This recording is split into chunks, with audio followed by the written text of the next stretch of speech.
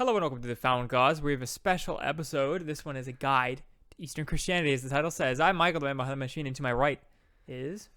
Sebastian the bookkeeper. So Sebastian has put in a lot of research. There's a rare topic that we do not discuss in Christian history enough about, and that is Eastern Christianity. And by that, we do not mean Eastern Orthodoxy. We don't mean Greek Orthodoxy. We certainly don't mean Protestantism or Catholicism.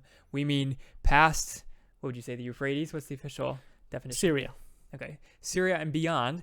We don't, as Westerners, I don't know anything about Eastern Christianity, and even modern day scholars who study church history really don't know much. So if you watched this podcast before, you've seen that Sebastian is often the one that actually does research, and I'm just here for the giggles and the one that owns the camera. So Sebastian has put in a lot of work here to determine how to best describe to the inquiring Christians or historians that watch what the Eastern Church is like. He's gone to first-hand sources. Part of the difficulty that Western researchers have in getting all this information about the Church of the East is that they don't speak Romance languages, right? They're all Syriac, and these are just things that scholars don't study as often. And so when there are sources available, usually they're not in high demand, they're not in the proper museums, they might have been lost to history, and they're also in Syriac, so somebody's translated it, and it ends up falling at the bottom of a pile of things for scholars to do.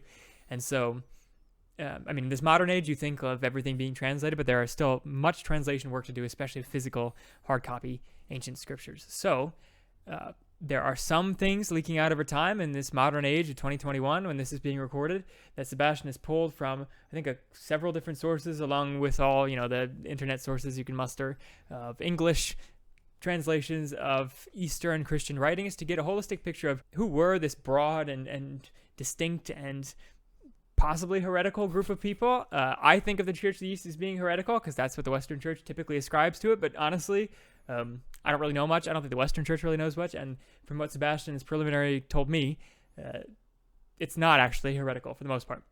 So we're going to split this up into guides, different than a normal podcast, split this up into, I think, 3 different sections, each distinct. So I'll put them in the video description. If you want to skip to different sections, pass this intro to the section you particularly care about, you can feel free to. The themes of this episode, before I let Sebastian do his thing, are, one, that the Christian church in the East was ruled by pagan leaders for much longer than the church in the West. So we all know the history of the church in the West is that they're under the pagan rulership of the Romans for a while, which is what the Bible is all gearing them up to be, under persecution and obeying authorities even if they are pagan, and resisting authorities when they tell you to disobey Christ and all of that.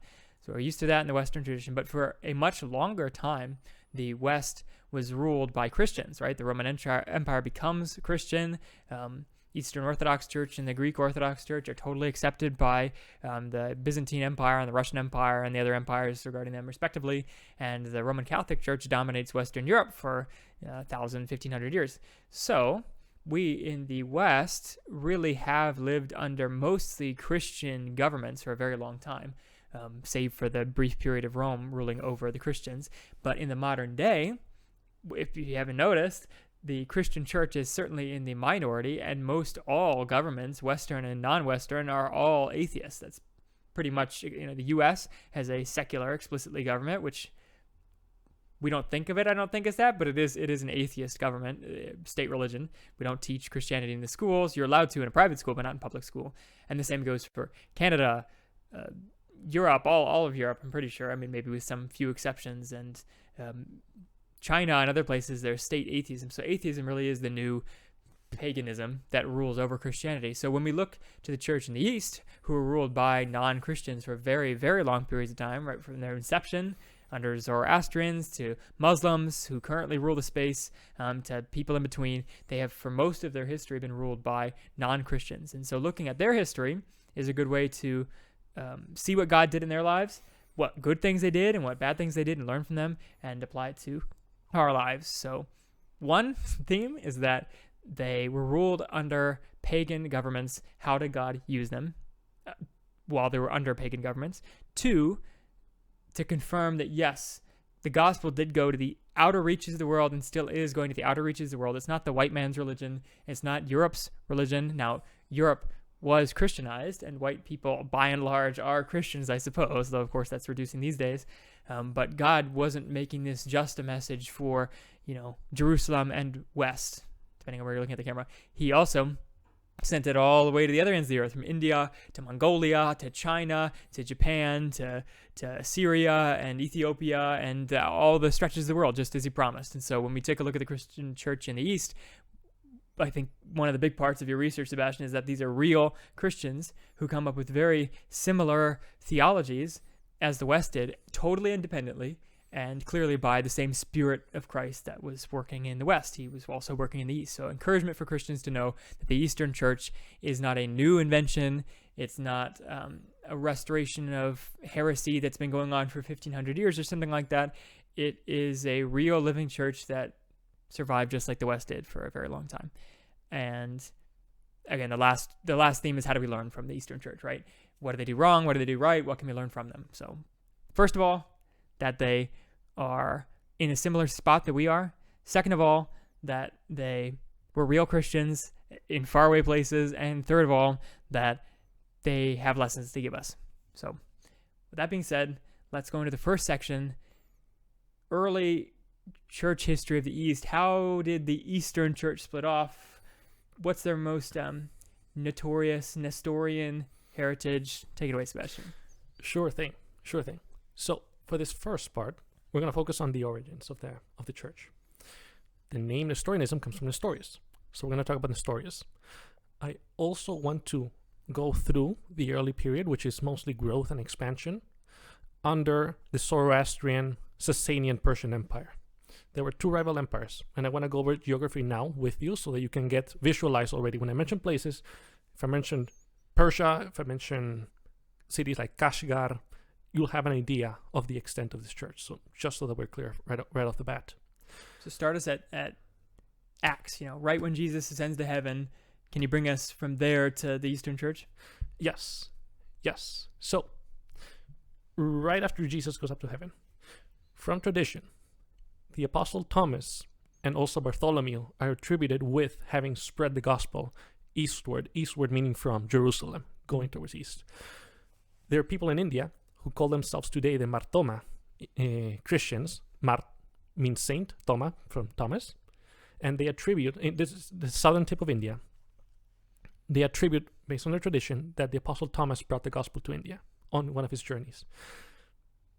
And we have evidence, I would say, from that, because there's a tiny island off the coast of Somalia or Yemen, Socotra, which were Christian until way into the Muslim period after the 10th century. So they're saying that he would travel there and then took and sailed all the way to India.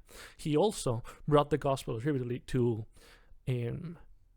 northern Iraq and also to Armenia in that area. So he was pretty active eastward, and then finally went to India and then was martyred in southeastern India. That's what got there.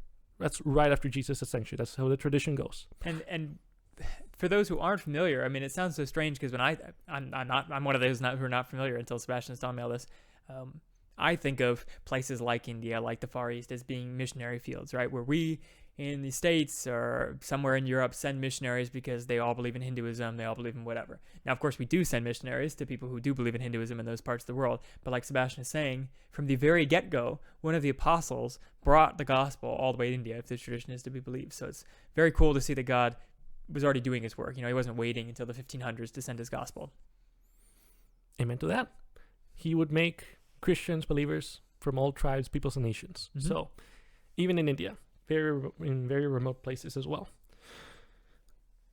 Right after Thomas, the church started to settle in Syria and northern Iraq from sources. And I want to mention two main sources that I have. One is from Philip Jenkins, a known writer on Church of the East. This is a good book, The Lost History of Christianity, and it's more for a layman reader. And also I have another one from Alphonse Mingana, The Early Spread of Christianity in Central Asia and the Far East. This is more scholarly, if you're more factual. These are going to be my sources, and my main sources, as well as a few others that I'll be citing. Back to the story. Right off the bat, in the first centuries, in the very first century, we have a man named Tatian, of Syriac origin. he is famous for writing what we call the Diatesaron, which is from Tesaron, comes from 4. He wrote a harmonization of the Gospels in the early 100s. Now that should sound some nice bells, because as I understand, it sounds a little bit strange that why would you want to harmonize the Gospels? Why not just leave them as they are? To me, why I think it's interesting is because it means that the Gospels by the year 100, they were popular enough that someone was able to have them, To harmonize them, and then be able to say, okay, I know that they don't line up perfectly, so I'm going to go ahead and make a sequential order of events, in his opinion. And for those who aren't familiar, I mean, I would assume the reasoning for that kind of harmonization was to save on paper, and for the summative nature of a harmonization of the gospel. For those who aren't familiar, of course, 4 gospels, right? They each give a slightly different account, John in particular, different events, right? The wise men aren't in all the accounts. They're only in Matthew and in Luke. I'm going to forget all my gospel facts here, but each one of the gospels gives a different light on what actually happened. Similar summarizations exist today. In fact, just as a prop, I've got these crazy Kingstone Bibles behind here have like super buff Jesus and other things like that. This is a comic book Bible essentially, right? And this is on the New Testament. And this one doesn't give 4 different accounts of the gospel, but for narrative's sake, it condenses it all down to one account, right? So this is a harmonization of the gospels. In probably a different way than the guy from Syria was doing it back in the day. Maybe a little more expensive to do a full color buff Jesus print, but similar intent, right? One cohesive narrative for the Syriac audience. Yes, in Syriac, which is also a point to notice, because the New Testament that we have was originally written in Greek, and I've told before in this podcast I'm interested in learning Greek to go to the original sources to see what we got. So he's writing in Syriac. So you have another language that the Bible is being transmitted in. He is later criticized by the West because he added his own embellishments. Sometimes like light coming out of the water when Jesus is baptized, like beams of light. Okay. I mean, I understand it seems unusual, but it's not that he's just making up stories as he goes, from my understanding. So that's Tatian. Notice it also. The canon of the Gospels were available before Nicaea. So there goes to a pop atheist that might go ahead and say that the Da Vinci Code or whatever that said that the Bible was made at Nicaea, and before then it was just a bunch of different competing views. Right. Throughout Gnosticism, which was also criticized in the East. So, yeah, clearly the Gospels were circulating by the year 100. And then I've talked about Clement of Rome and Ignatius of Antioch, who they also cited the Gospels as scripture. There's that. So, an interesting fellow, and definitely worth knowing that the Gospels were so readily available, even so early on. Now, what's interesting to me is the other dynamic that was going on here is that the world was essentially, I mean, the world as in the world of the apostles was essentially split between 2 empires at the time. Roman Empire on one side, which we all know, is prophesied in the Bible as taking over Israel from the Greeks, is prophesied through Daniel, was in charge of Jerusalem at the time. The Romans were the ones that ended up crucifying Jesus at the behest of the Jews, and the Roman Empire is what ends up persecuting the church for the next several hundred years. But on the other side of Syria, which was a battleground between these 2 empires, was the Sasanian Persian Empire, which I'm sure you probably want to say something on, but that is where the Eastern Church thrives just like it did in the Roman Empire under a non-Christian authority. Yes. Thank you for the reminder. We're going to go to Persia. The Persian Empire encompassed what we call Iraq now, Iran, parts of Armenia, stretching to Afghanistan, and parts of Pakistan, and also what will be Turkmenistan, Uzbekistan. So we're talking about a large piece of land. So 2 empires, Roman, Sasanian, always a conflict with one another in the border. The borders in Syria and Iraq, northern Iraq. The church then picking up, first in Persia, before settling in with the Chaldeans, or what was used to be Nineveh, what used to be Babylon, all of that. So it first actually skips the Babylonian Iraq area and then settles first in the borderlands of what would be the Iranian people. We have a famous poet from the 200s, Afrahad, I have some quotes from him from his demonstrations. I personally like it because of how early on the writing is, from the late 200s, and shows a little bit of the insight of what the thought was of the time. So I'm always touched by writers when they are talking about Christ or the gospel. So I thought it would be worth sharing a little bit of that. So, Persian, Afrahat. And now here concerning faith that is based upon the stone, and concerning the structure that is reared up upon the stone. For first a man believes, and when he believes, he loves. When he loves, he hopes. When he hopes, he is justified. When he is justified, he is perfected. When he is perfected, he is consummated. And when his whole structure is raised up, consummated and perfected, then he becomes a house and a temple for a dwelling place of Christ. Too short. And this guy's from Iran, so it's not a Persian man. Yes.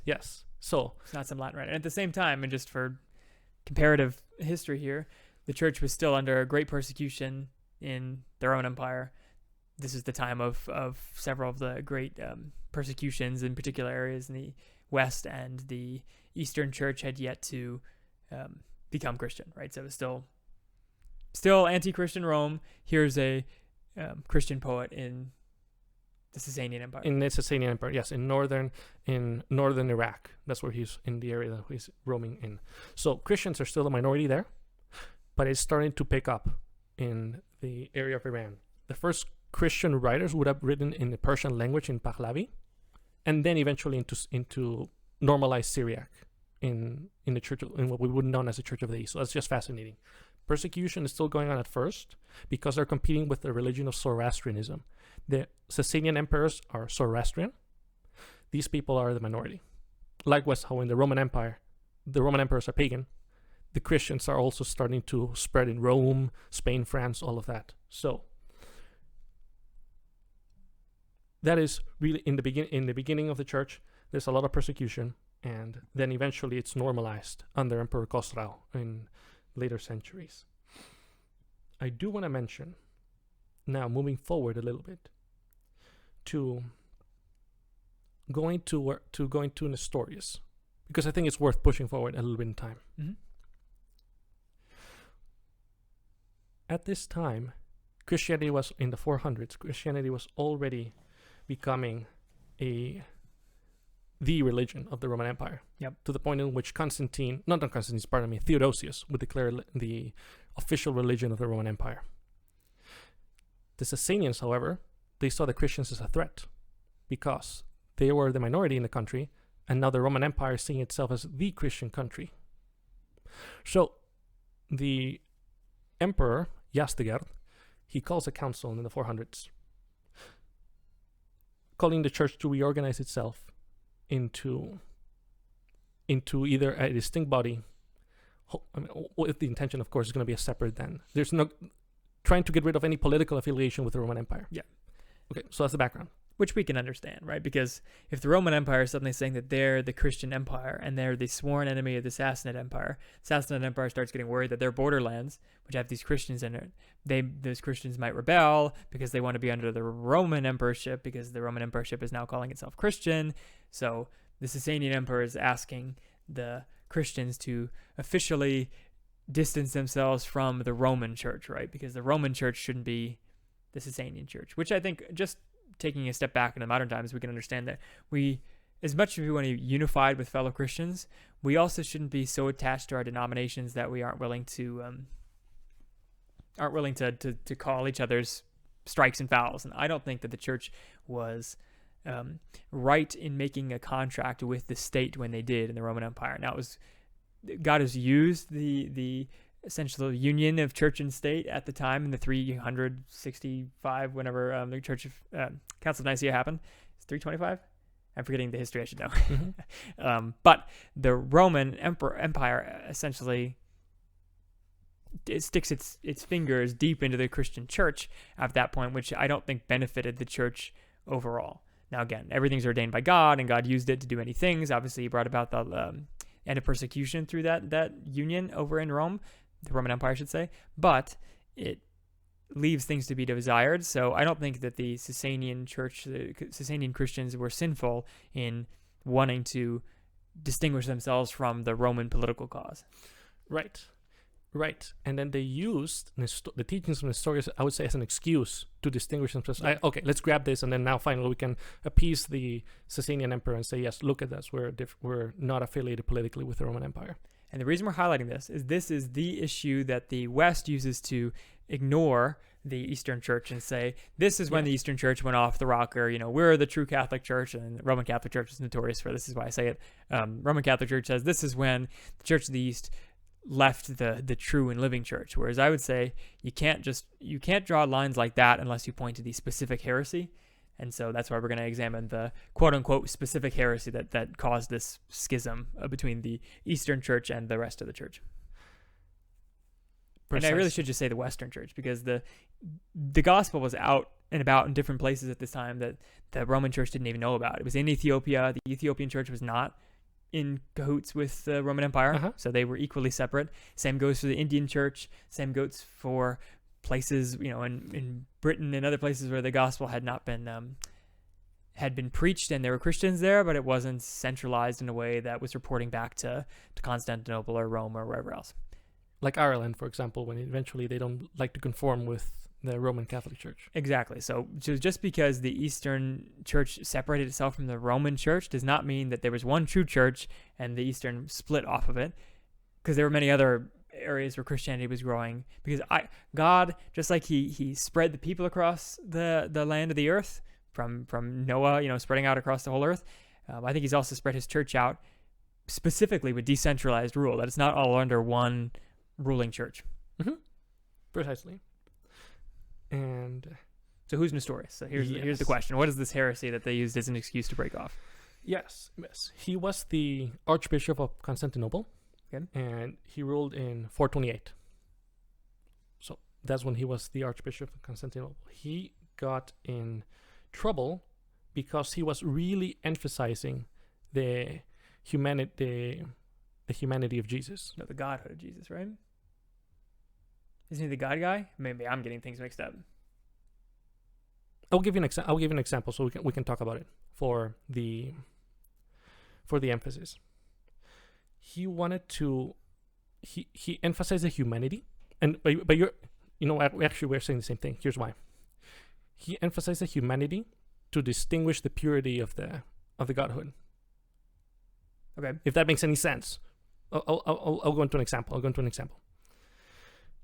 In one of his writings, he later clarifies that he saw Jesus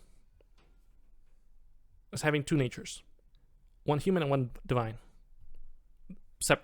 They're separate and distinct. That's what he was arguing. He got this from his teacher Theodore of Mopsuestia. I'd say he is the one who had problems, and Nestorius is just a bad explainer. That was my take on it. He uses the analogy of Christ is like a king taking the mantle of a soldier, dressing up as a soldier. The king doesn't cease to be a king for the fact that he is wearing the outfit, the clothes, the armor, the swords, the shield of a soldier. He still is a king, but now he's just assembled the mantle of a soldier. That's the analogy that he uses in one of his writings against Sophronius. So he wanted to really distinguish the humanity of Jesus, the human aspect, for the sake of exalting the divinity even more. That's my understanding based on his writings. And to what I understand, and what you should understand about the history, is that Egypt at the time was a rival just region in general. So politically, they were also rivalous to the Constantinople Church. So although they were technically part of the same church, they often tried to stir up differences between each other to show that one was better than the other. So at the time, Egypt, especially the Bishop of Alexandria, was very antagonistic against the ideas coming from Greece and Constantinople. And so that church in Egypt particularly made a big stink about this distinguishing between what was the nature of the God portion of Jesus and the man portion of Jesus.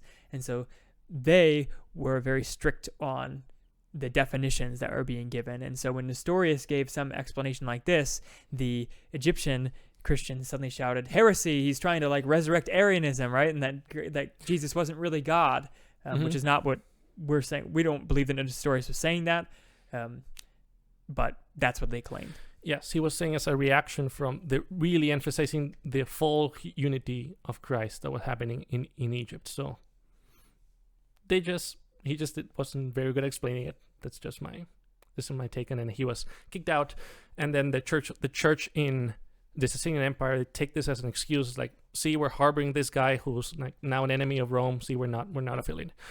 In my opinion, where I've seen all the patriarchs of the Church of the East, Nestorianism comes and goes. It really depends on the person. It's something that they attribute to themselves, but they don't really hold on too tightly to it. Yeah, so I would say, so the question is, so the East called themselves, or the West called the East, Nestorians, because they supposedly were holding to Nestorian Christianity, which is kind of like Mormon Christianity or something, right? It was the evil heresy. It wasn't true Christianity. They had gone off the rocker at that point. I would say the true heresy of Nestorianism, whether it comes from Nestorius or not, is when a Nestorian says that Jesus was a man who is possessed by the Spirit of Christ. For example, Theodore, a friend of the podcast here, he has had experience with a cult that says that Jesus was a man, regular old man, who grew up, and when he was 30 and baptized by John the Baptist, the Spirit of Christ descended on him and he was possessed by the Christ. And so that cult says that there's sometimes where Jesus is speaking as the man Jesus, and there's sometimes where he's speaking as the Christ. And they use that to excuse some things in the Bible they don't like. And they say, oh, that's when Jesus was speaking, not when Christ was speaking, right? That is where, quote unquote, Nestorianism becomes total heresy, right? It's a division between Jesus's manhood and his godhood. We as Christians should always say that Jesus the man is the same as Jesus the God. They're one and the same. He's the God man. There's no distinction between the two. And that's where Sebastian is saying Nestorianism can be heresy, right? If you take it too far. And so sometimes the Church of the East did have particular characters who did take it too far, but by and large, they didn't. They were Christians like the rest of us, who explained the Trinity in the same ways and had the same gospel, right? So it was really a tiny point that some take to the point of heresy, but some don't, and the vast majority don't, and therefore the Church of the East, although they're called Nestorians, they don't call themselves Nestorians, and they don't really hold to heretical teaching, by and large, at this time and later. You got it. Okay, so now we're establishing the Church of the East did not actually become heretics in the 400s. They actually continued to be Christians, despite what the Western Church has said for thousands of years. Exactly. And they did hold on to Nicaea, so clearly they do understand the nature of God is that Jesus is the same essence as the Father. So it's not like superior or inferior or anything like that. Which means they're Trinitarians too. Yes, and we're going to see that when Islam shows up. It's going to be for later. So now we have laid the foundations. We have gone over what was going around in Persia. Obviously, there are many other people. I could mention the monastics, because monasticism started in Syria. All the church chants that became popular in the Middle Ages, of course, started in Syria, Palestine area, Judea, and also they had stylites, some Simeon stylites, people that got up on a giant column and then they would become ascetic and just live there. Okay, highly unorthodox. But it's pretty common in the East, yeah. That's what you did. You became an ascetic. Well, it's not common, but it's what like the superstar monks were doing. Yeah. Yeah. So you can mention all of that and then how that influenced monasticism in the West. But what I want to get is to what I said, the interesting part, the juicy stuff. How did Christianity spread even further than the Sasanian Empire? Come the 400s again. This new group of nomadic people, all the nomads always cause trouble.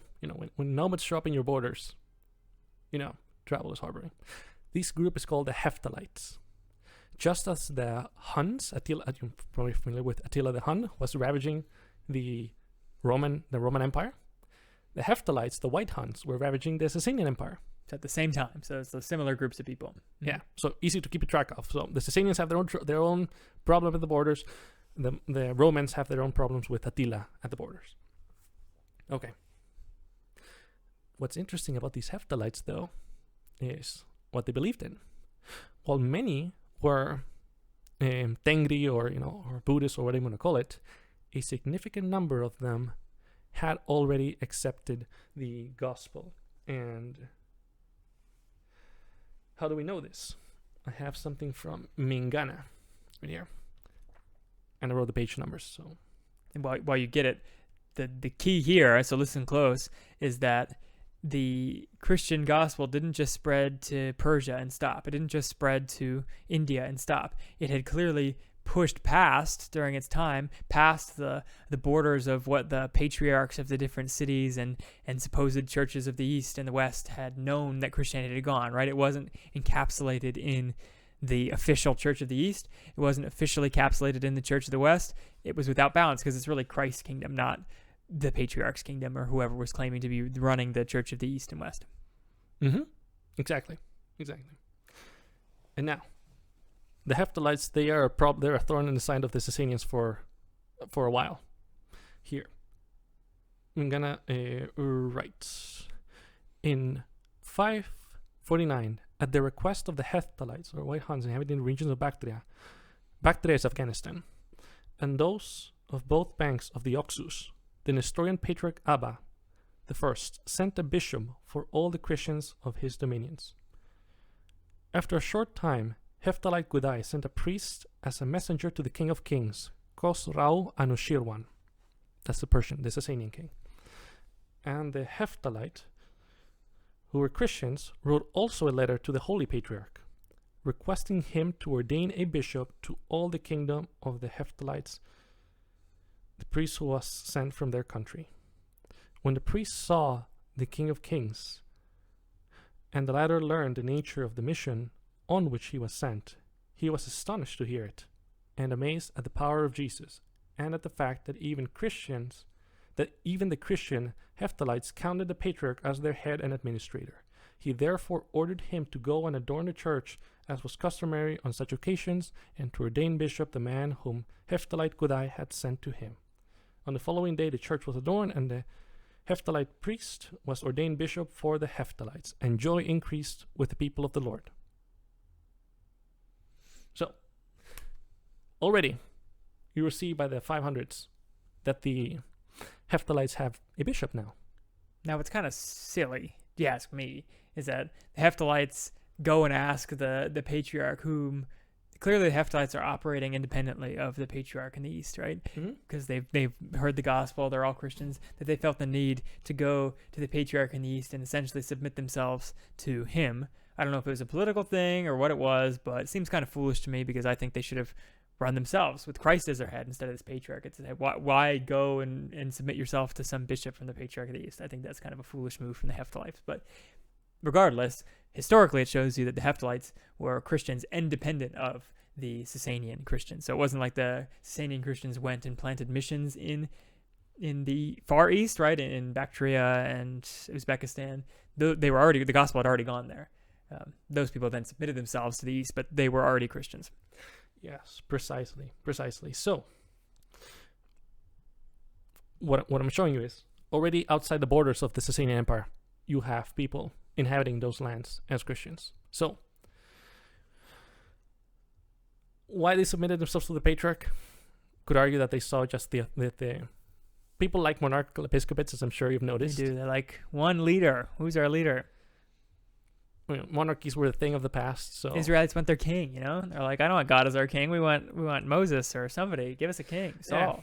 Yeah. So with all those problems aside, they had a bishop. So then, I think just for the sake of convenience, that would be my observation from there. You also had the Arabs, of all people, Christianized.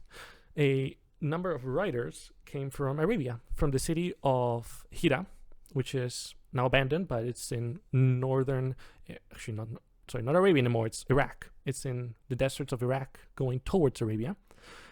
There used to be a flourishing city, capital of the Lakhmids, one of the Arab kingdoms, and often used as a proxy war with they were the allies of the Sasanians, proxy war with the Ghazanids, who were the vassals of the Romans. So we have Arabs fighting against Arabs that were both Christians, and also in recognizing the patriarch of the East You don't think of Arabs as being Christians anymore, but that's why I mentioned them. They were historically, pre-Muhammad. Yes, you also had them in the city of Nashran in Yemen, in southern tip of Arabia. You had a significant Christian population, and we know this because Yemen, the kingdom of Himyar, became Jewish, one of the few Jewish kingdoms to ever exist outside of Israel, and persecuted all the Christians out of the country. So we know that they were there because we actually kicked them out. So we have in Arabia a lot of a significant influence of Christianity. By the way, the Lakhmids are attributed to having created the Arabic script. Now, you can say whatever you want about the looks of the Arabic script, but they did give writing. Like that was the first mistake the Lakhmids made, was making that script. Have you ever, Arabic script. Have you ever seen Arabic script? It's illegible. To you. I digress. Yeah. So Christianity is spreading to all these parts. And it's now spreading also outside of the Sasanian Empire, going towards in the direction of China. And that's gonna come back. One point of interest that I wanna mention, something that was very fascinating. In the Sasanian Empire, Christians are already becoming, I think the expression is, the cream of society. Yeah, the cream of the crop, the highfalutin, the bureaucrats, Yes, exactly. And we know that because of the famous to me at least and other people, the Academy of Gundashapur. Where's Gundashapur? It's in the southern Iran region on the border with Iraq, to give you an idea. From there, this academy became famous in the Middle East because it was supposedly the first organized school of medicine. Like, we had hospitals with live practice on patients. It was the first reported school that did that. And from there, we had many doctors that graduated and then served in the Persian court. It was a medical school, but also they taught philosophy and math and sciences. Is this that? It's, if you're talking about the movie, yeah, there's a famous movie, not famous, whatever, famous to me, called The Physician. It's on Netflix. That's about British guy in the Middle Ages going to Persia to learn medicine. Different place. Okay. Not to get too sidetracked. That movie was painful to me to watch because they said, well, it's not in the same area because he goes to Isfahan. Isfahan is another city north, used to be capital. Different time period, like almost 800 years after this. So, but anyway, the movie, since we're talking about it, egregious because in the movie it claims that Christians are banned in the Muslim world. I'm like, what?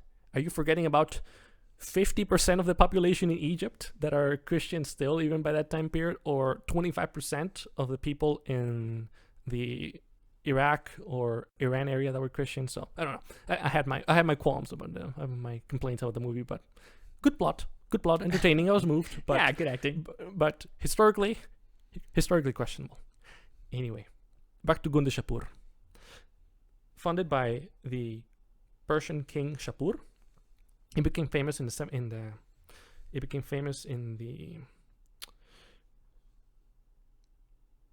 late 500s. Started kicking up. From there, we have a family, the Buktishu family.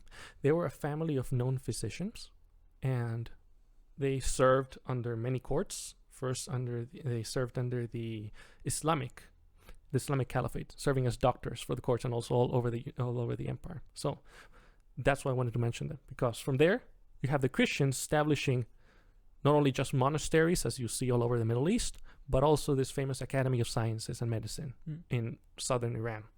Eventually, it would be replaced by the House of Wisdom and all the schools in Baghdad. But then what the Muslims did, they just grabbed all the Christian professors and just threw them into Baghdad. And then Gundashapur eventually fades out of existence. But I thought it was very fascinating to read that.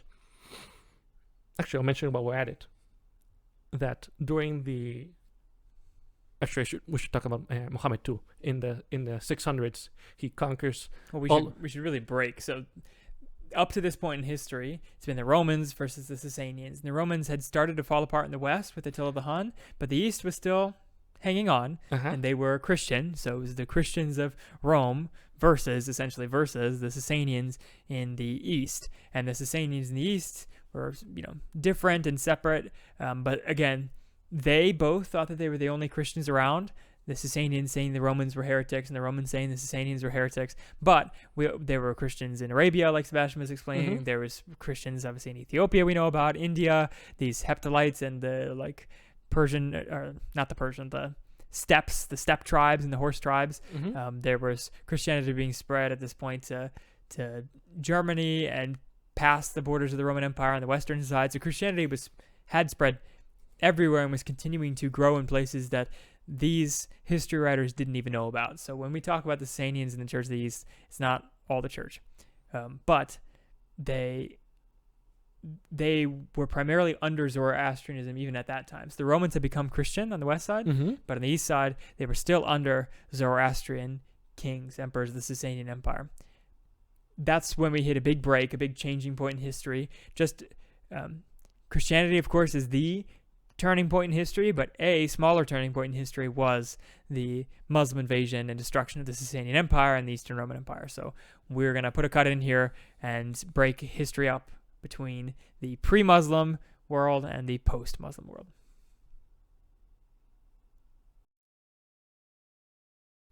All right, so we've talked about the first 500 years of the Eastern Church. What about the 600th year? Something exciting happens. A certain man by the name of Muhammad, who we have covered about on our podcast before, on our series of Islam. Just a quick summary. In the 600s, early 600s, he is convinced that he has received revelation from God in a cave, and that he is the last prophet, and he takes this word to the Arab tribes. He gains a large following, becomes a military leader, and unites all of Arabia. That's what's weird to me. So today I don't think, and most Christians don't think of Islam as heresy. We think of it as heathens. We think of it as other religions. But at the time, the Syriac church and other churches were considering it the Ishmaelite heresy, and they called them the Ishmaelites after Ishmael, the brother of Isaac, right? The Arabs, the father of all the Arabs, right? They were using it as like the holistic, all the Ishmaelites, all the Arabs had a heresy that they were going. So they considered it a heresy of Christianity, whereas today I don't think of it. I guess the Pope considers it, the Roman Catholic Pope considers it a heresy now, but that's kind of a weird new thing. In any case, back then they actually considered it a heresy, kind of like Arianism or other things like that. This one just came with its own holy book, kind of like Mormonism. Right. Militant Arab Mormonism. Multiple wives, different God, no Jesus. Wouldn't it be more like Jehovah's Witnesses, like Unitarian? Yeah, okay. Yes.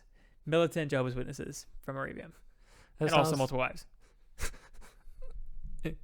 Okay, yes, sorry.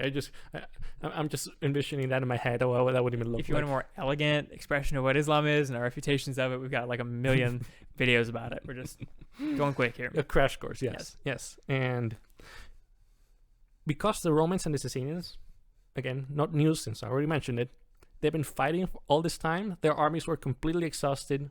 The Arabs could easily they did have better tactics. They had better organization at that point in the frontiers. So then they destroyed the Roman and the Sasanian armies at the same time, conquered all of Syria and Judea area, and then also took the Iraq heartland, which the capital Ctesiphon, Seleucia Ctesiphon, where the council was before in the 400s.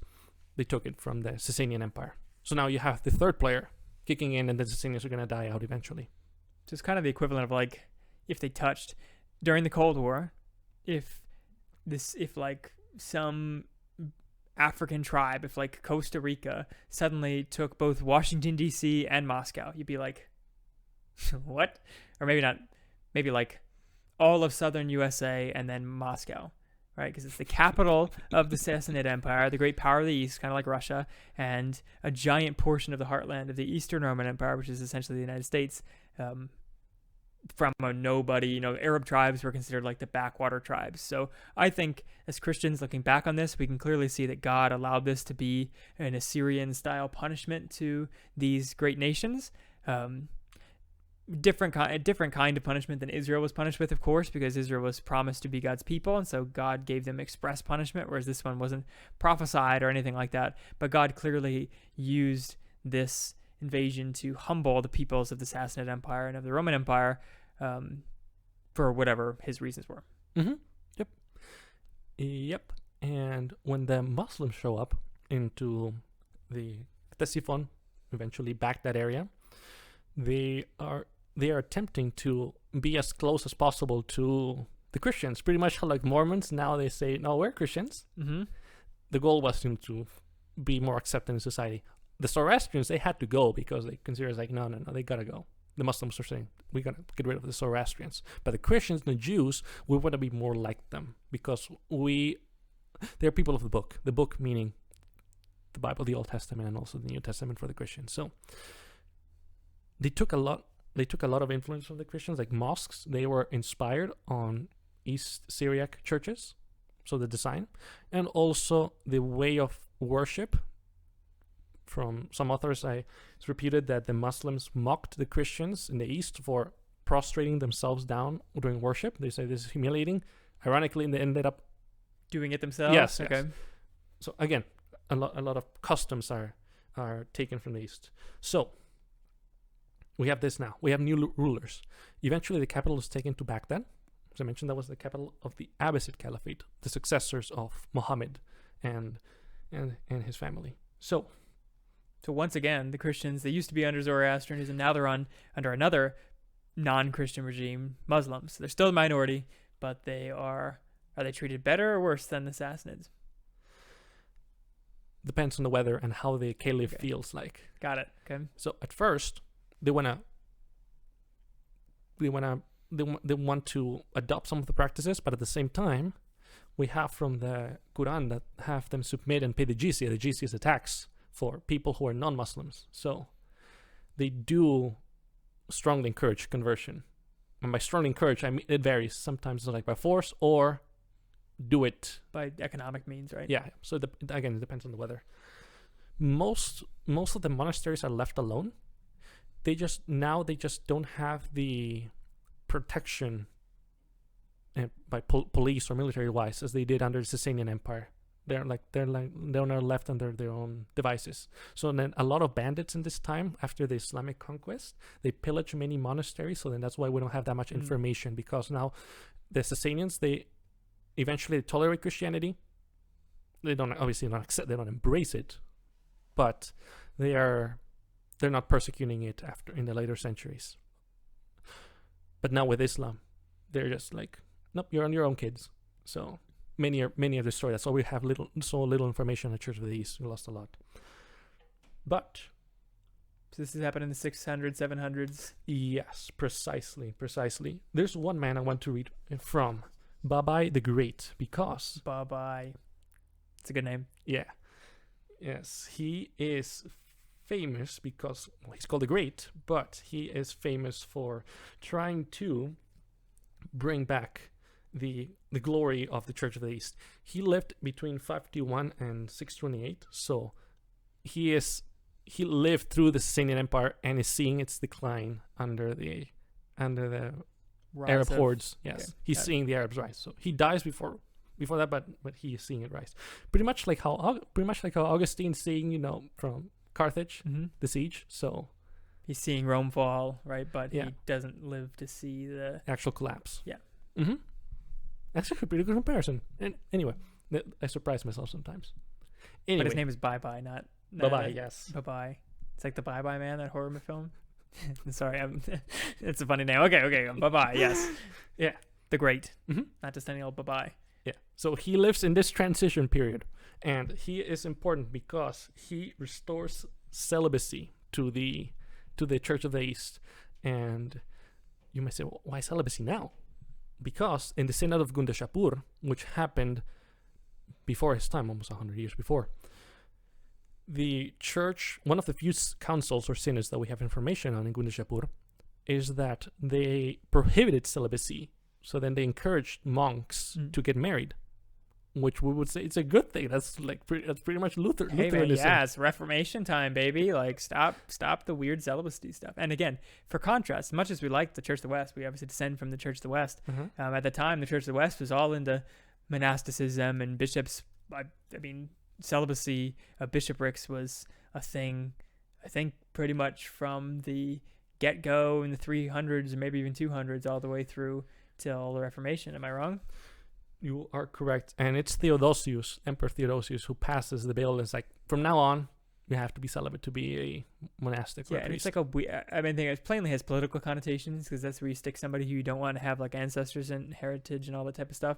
But it's just a misapplication of the Bible. Plainly, the Bible allows for celibacy, like Jesus himself says that some are eunuchs for the sake of the kingdom. They make themselves that way for the sake of the kingdom. But the normative is plainly for man and woman to leave man to leave his father and mother and join to his wife until we become one flesh and go out and prosper and fill the earth. That is a normative command. So yes, there are some who are celibate, but it's not everyone. In fact, Paul's stipulations for elders when he writes to Timothy are that they be a husband of one wife. So whether you think that requires being married or not, plainly it allows for it, encourages marriage. Now, Paul himself says he wishes that everybody can be like him, right, and not be married, but he allows for it and commands it if anybody's burning with lust.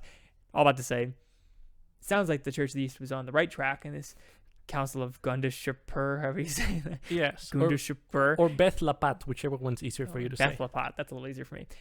But Babai the Great, he says bye-bye to marriage once again. Yeah, and he brings back that monastic type of thing that we envision in the West of monks like having a strict routine and whatnot. So, and he also doubled down on Nestorianism. Oh my gosh, this is terrible. This guy is the horror film Bubba, man. You say his name like 3 times, he pops up.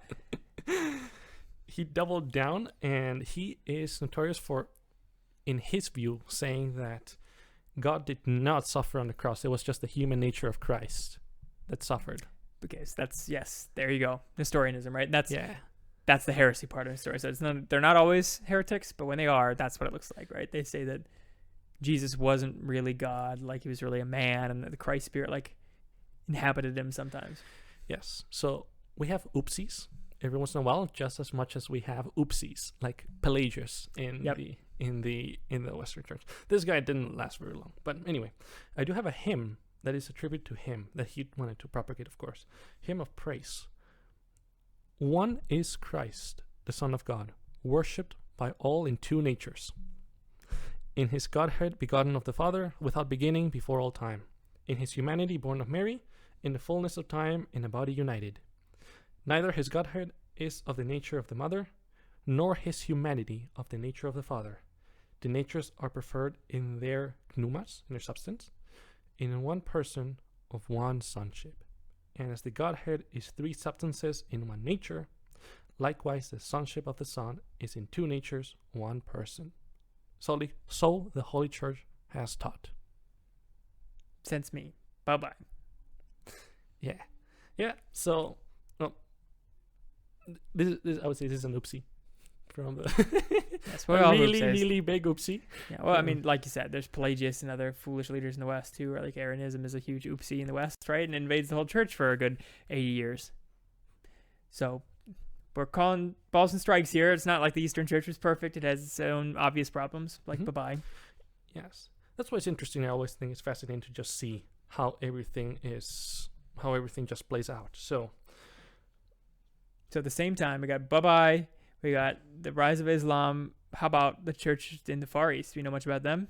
In the Far East, yes, we do have, and we'll come back later to this too, something known as the Xi'an stele. I think it's pronounced stele, like a pillar. Yeah, it's one of those big monoliths, like an obelisk from Egypt. Yeah, a stele. And, well, this is from later, from the 800s, in the... 781. Close, 781. In the stele, it talks about the first missionary to China, a man by Alopen, who is described as being a Syriac man from he spoke the Syriac language and then went to China in the 630s, and then he preached to the emperor of the Tang dynasty, Emperor Taizong, in 635. He arrived to the city of Chang'an and then preached the gospel to the emperor. And then the emperor was impressed by the message he had to preach. So then it's like, okay, you Christians, go ahead and build some churches. This sounds pretty good. And Christianity was then born into China.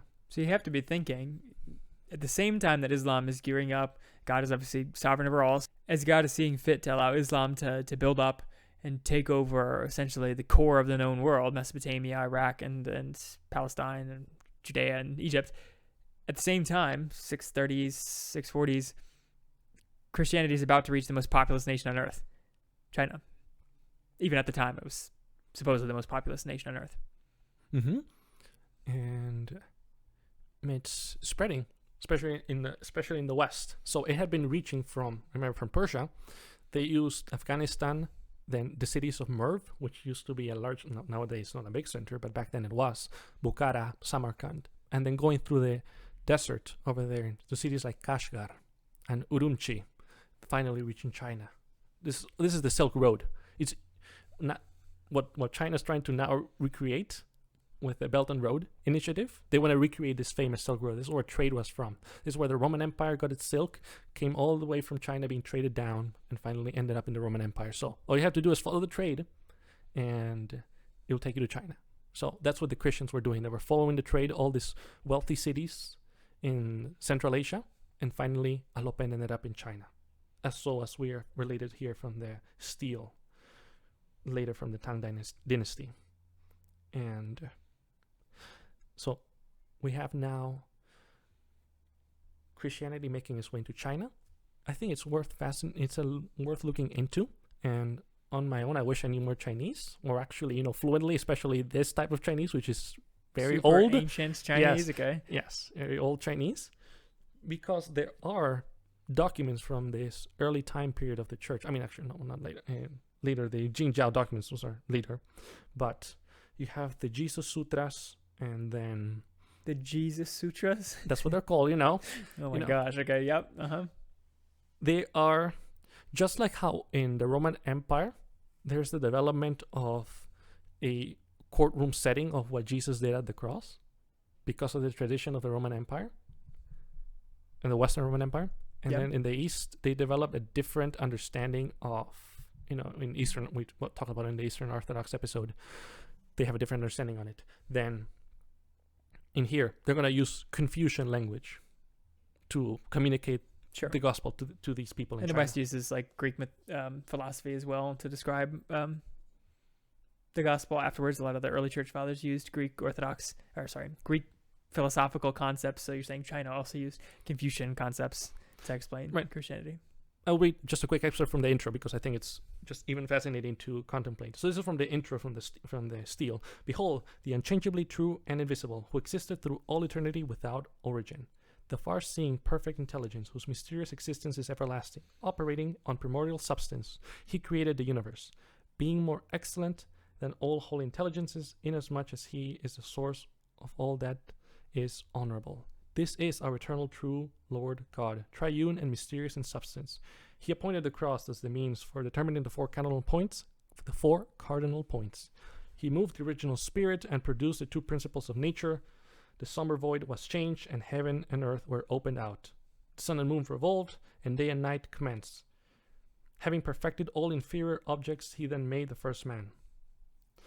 Upon him he bestowed an excellent disposition, giving him in charge the government of all created beings. And then it goes on. So you might have a lot of unusual language, like the cardinal points. To me, can mean one of two things. I'm not as versed in Confucianism. Either means of all things, like the four corners of the earth, it's actually the cardinal points, like a cross is used North, to mean south, that. east, west. Yes, exactly. So that he's saying that the cross represents God owning all four corners of the earth, which is a unique. Obviously, that's not what the cross actually means, but he's over symbolizing it. But I mean, obviously for good intentions, right? He's showing that God is the ruler of all four corners of the earth, as it says many times in throughout the scriptures. But the cross is not a compass, so it's not really meaning that. But whatever. Right, and also could mean that the four cardinal principles of Confucianism, one of those two. I would have to double check more on that, but it could be one of those two. And also, if you notice, he talks about the Trinity, which is excellent, and something that might be obvious, he created the universe. That would be shocking to the audience in China, because in Confucianism, the universe is recycled. Matter is there, And then the monad, if there is a God, he just reuses the matter to make the world and people and all of that. Okay. So, whereas in Christianity, God spoke things into existence. This is what would be shocking to a Chinese audience. Just fascinating to point out. And then to principles of nature, those are Confucian ideas like the principle of heaven, principle of humanity. He's just, as you can see, adapting this introduction, a Christian message with Confucian terms, simply so that it's understandable to the audience, or that they would relate to it, but still preaching Christian truth like creation and also the triune nature of God. Pretty cool, I would say, just for interesting. Now, I mean, maybe it's like fast forwarding into in timeline here, but does Christianity end up being dominant in China? I mean, I assume not, but does it stay like Christianity was under the Sassanid Empire, where the ruling elite is not Christian, but there are Christians in the empire tolerated? They are tolerated. They're not the majority, though. Okay.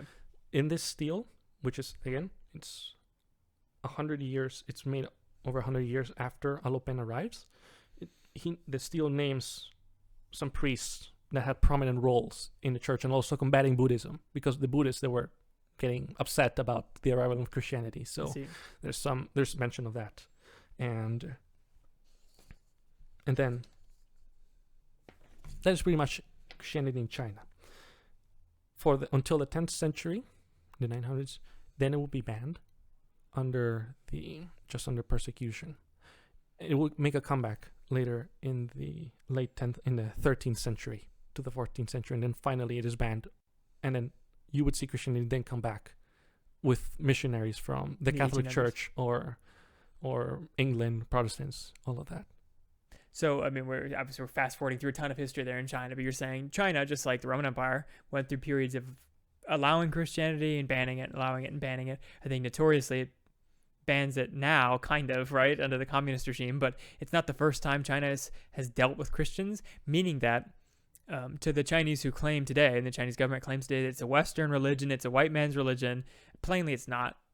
Any student of history would know that Christianity has been a concern in China for many hundreds of years. Now we're saying that the first missionary was noted there in 600, or 785, or whatever it was, sometime far beyond, Western Christians coming to convert the Chinese. So the Chinese people were part of God's plan to be in the kingdom from the get-go, right? So it's not like he ignored them until 1885 when the Opium Wars happened or something like that. They have been in the field of the gospel for years before. Mm-hmm. Yep, and keep in mind, this is happening while Islam is making its expansion across the Middle East. And while the Pope is consolidating power in the West. Yeah. Yes, exactly.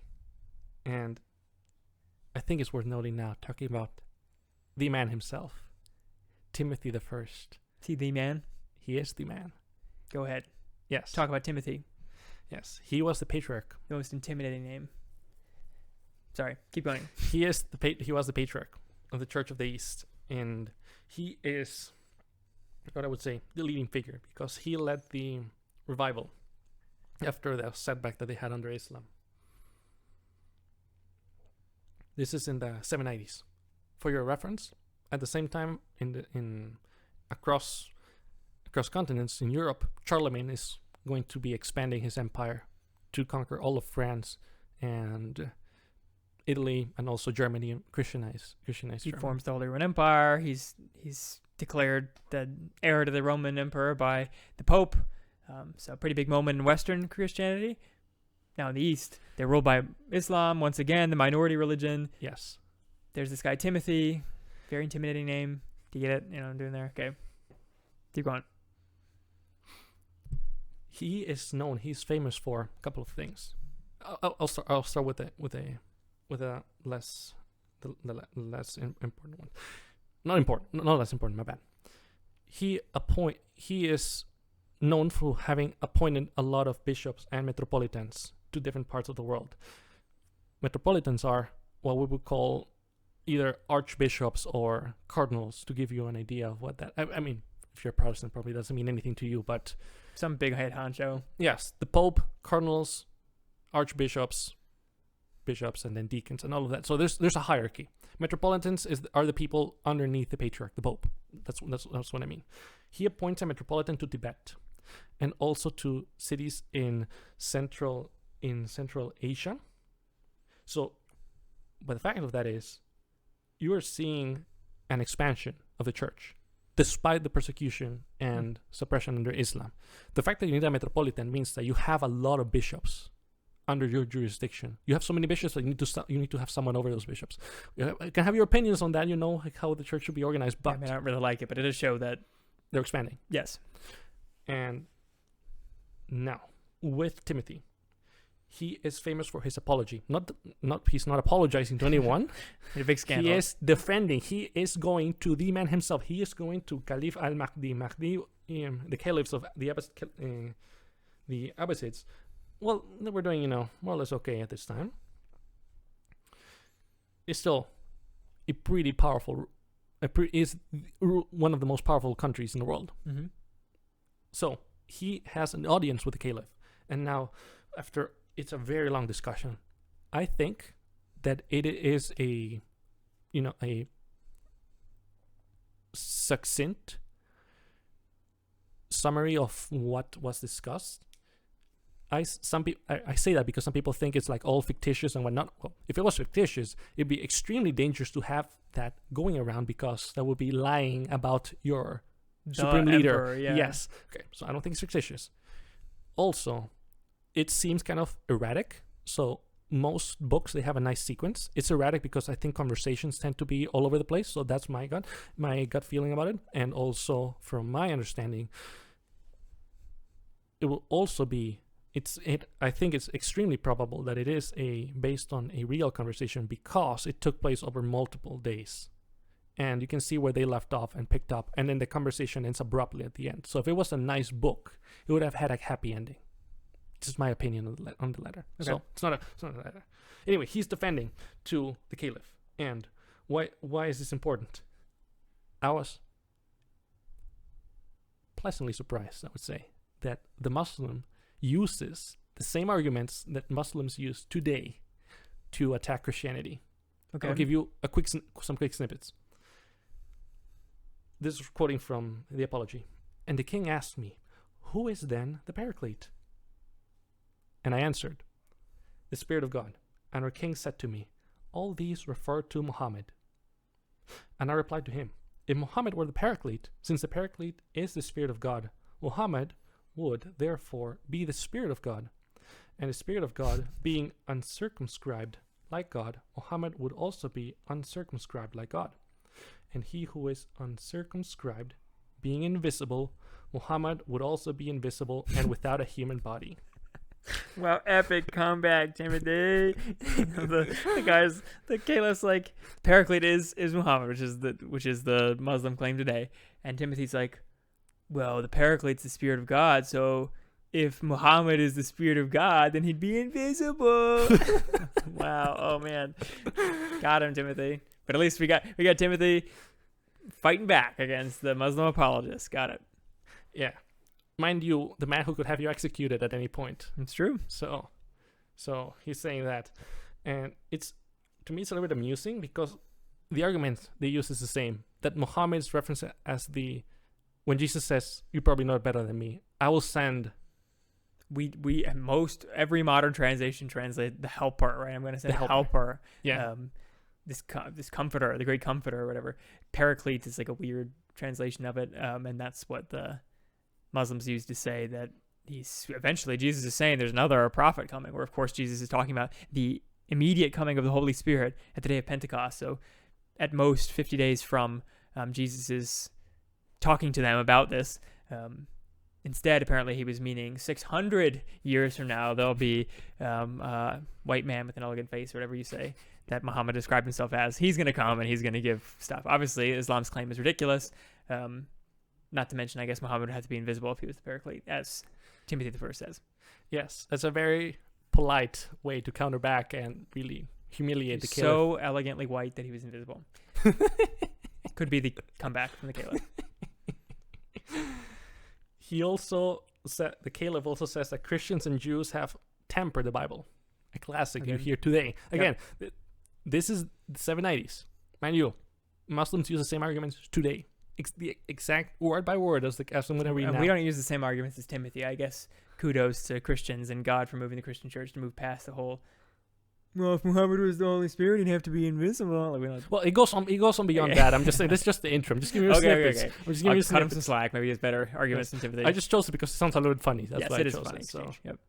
and then also talk about the nature of sin. It says a prophet like Moses was going to be sent to us. Jesus didn't die on the cross, and then there's like a whole exposition of Jesus not dying. So a lot of the same arguments you see Muslims saying today, you can imagine the Caliph said them.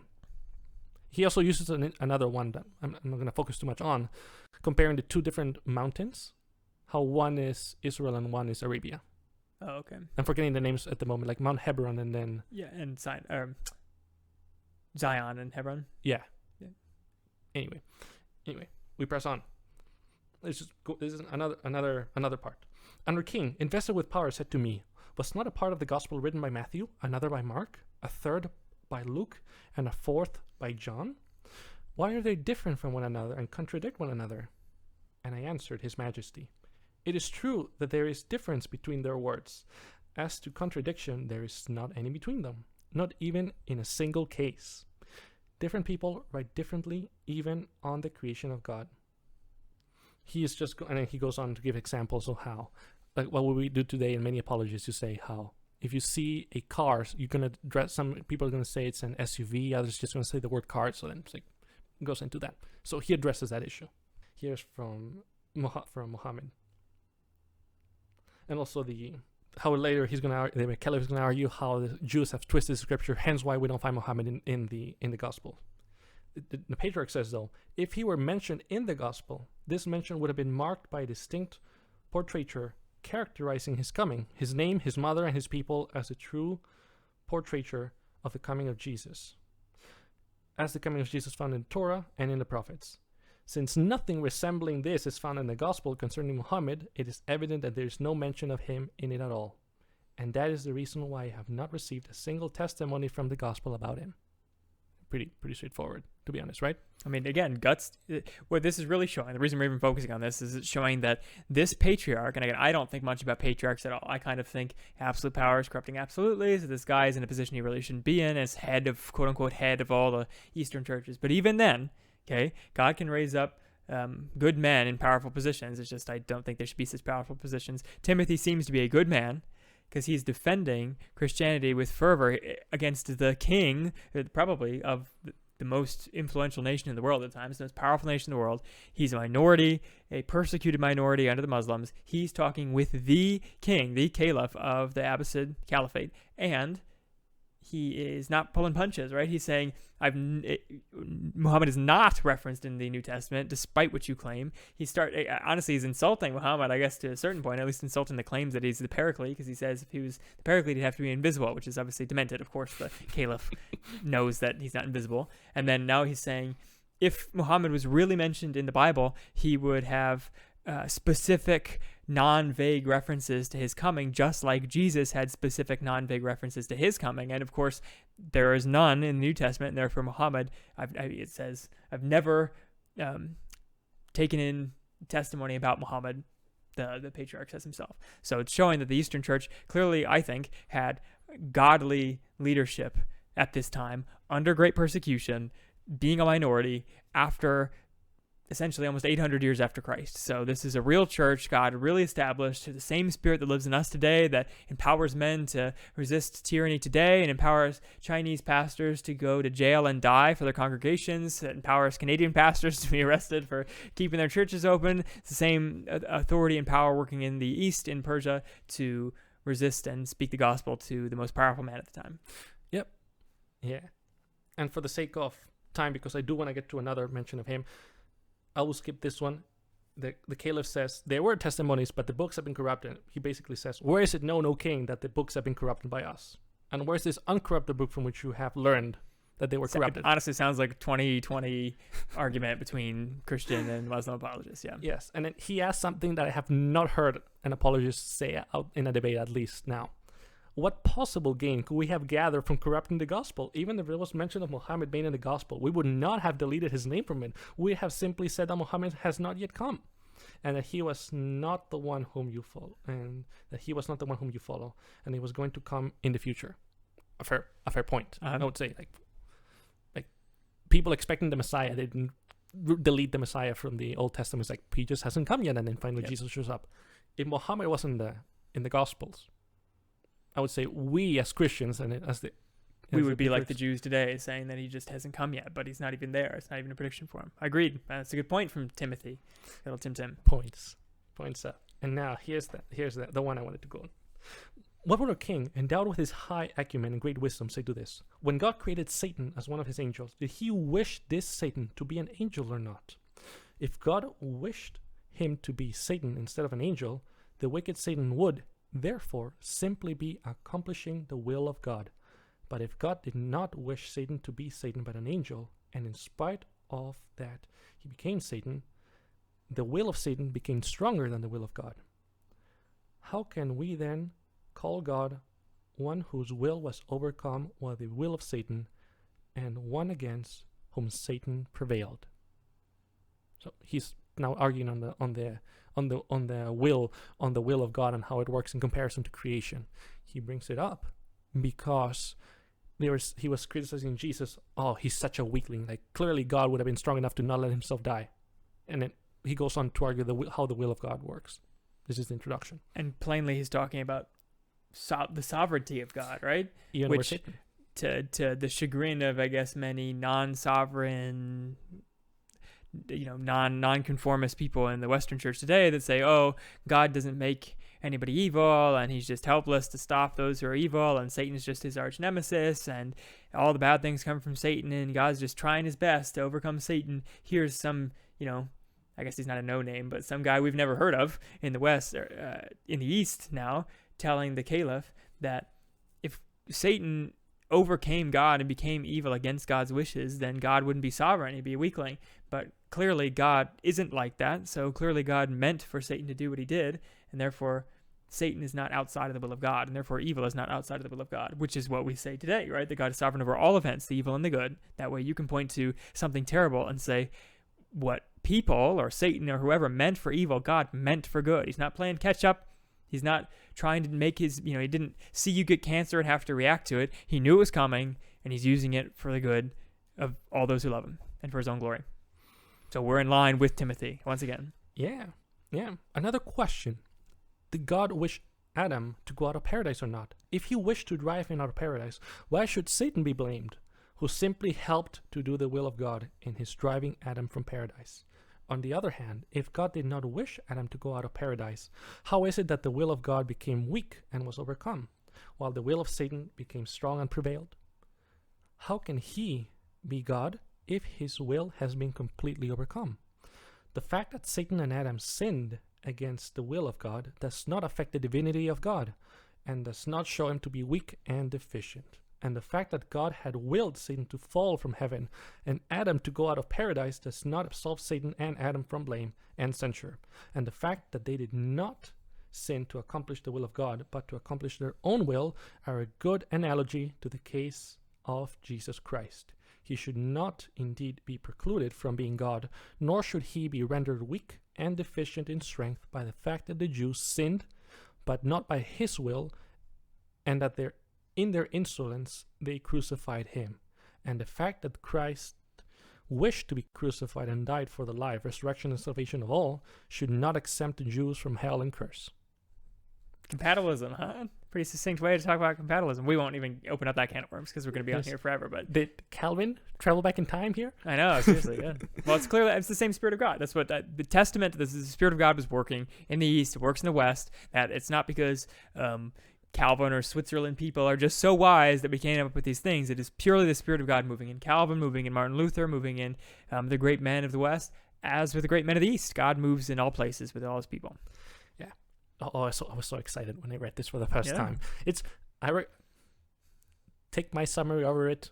Don't read it yourself unless you have a lot of time, because it's pretty heavy. So, but it's rewarding, I would say. All of this is very rewarding, and so this is going on in Baghdad. I mentioned Baghdad and the Academy of Gundishapur before. So now all the doctors and and scholars were grabbed from Gundishapura and taken to Baghdad simply for the convenience, because it was the new thing. It was the new capital. Now, if you go around hearing that Muslims were the ones who translated the Greek works and also brought medicine from India and all of that. I remember hearing that in world history class. Yes. It's the ode to the whole history thing that we shouldn't be so Western focused, which we agree. They come up with like insane things to credit to other people. Did you know the number 0 was invented in India? Okay. I mean, last time I checked, the West brought mathematics to India, so I don't think we should be crediting we shouldn't be crediting some strange third world countries for things they actually didn't contribute. Like when people say that the light bulb was invented by a black man, no, actually it wasn't. So you don't have to credit black people where they're not actually due. Same thing. We don't have to credit strange places for things they didn't actually invent, but go on. The people who led translation in the House of Wisdom in Baghdad were Christian, were from this Church of the East. So they had a monopoly on translation. So people who were translating from Greek to Arabic and from Arabic into other languages were these Nestorians that we see here. Then also for medicine, it was mostly all the Nestorians that graduated from Gundishapura and then were taken over there. And then they kept, just like how today, I hope I don't get in trouble with this, there's this, whether right or wrong, the stereotype that people from India or people from Asian descent become doctors. Nestorians, they become doctors. That would have been the stereotype back in the Caliphate, okay? And mathematicians, so they were Muslims. So I'm stuck in translation and medicine, new techniques, preservation of Greek texts done by Nestorians. I thought that was extremely fascinating to learn. Now we come to the year. We'll press forward 1,000. We're gonna go to Mongolia now, to the far reaches of the known world.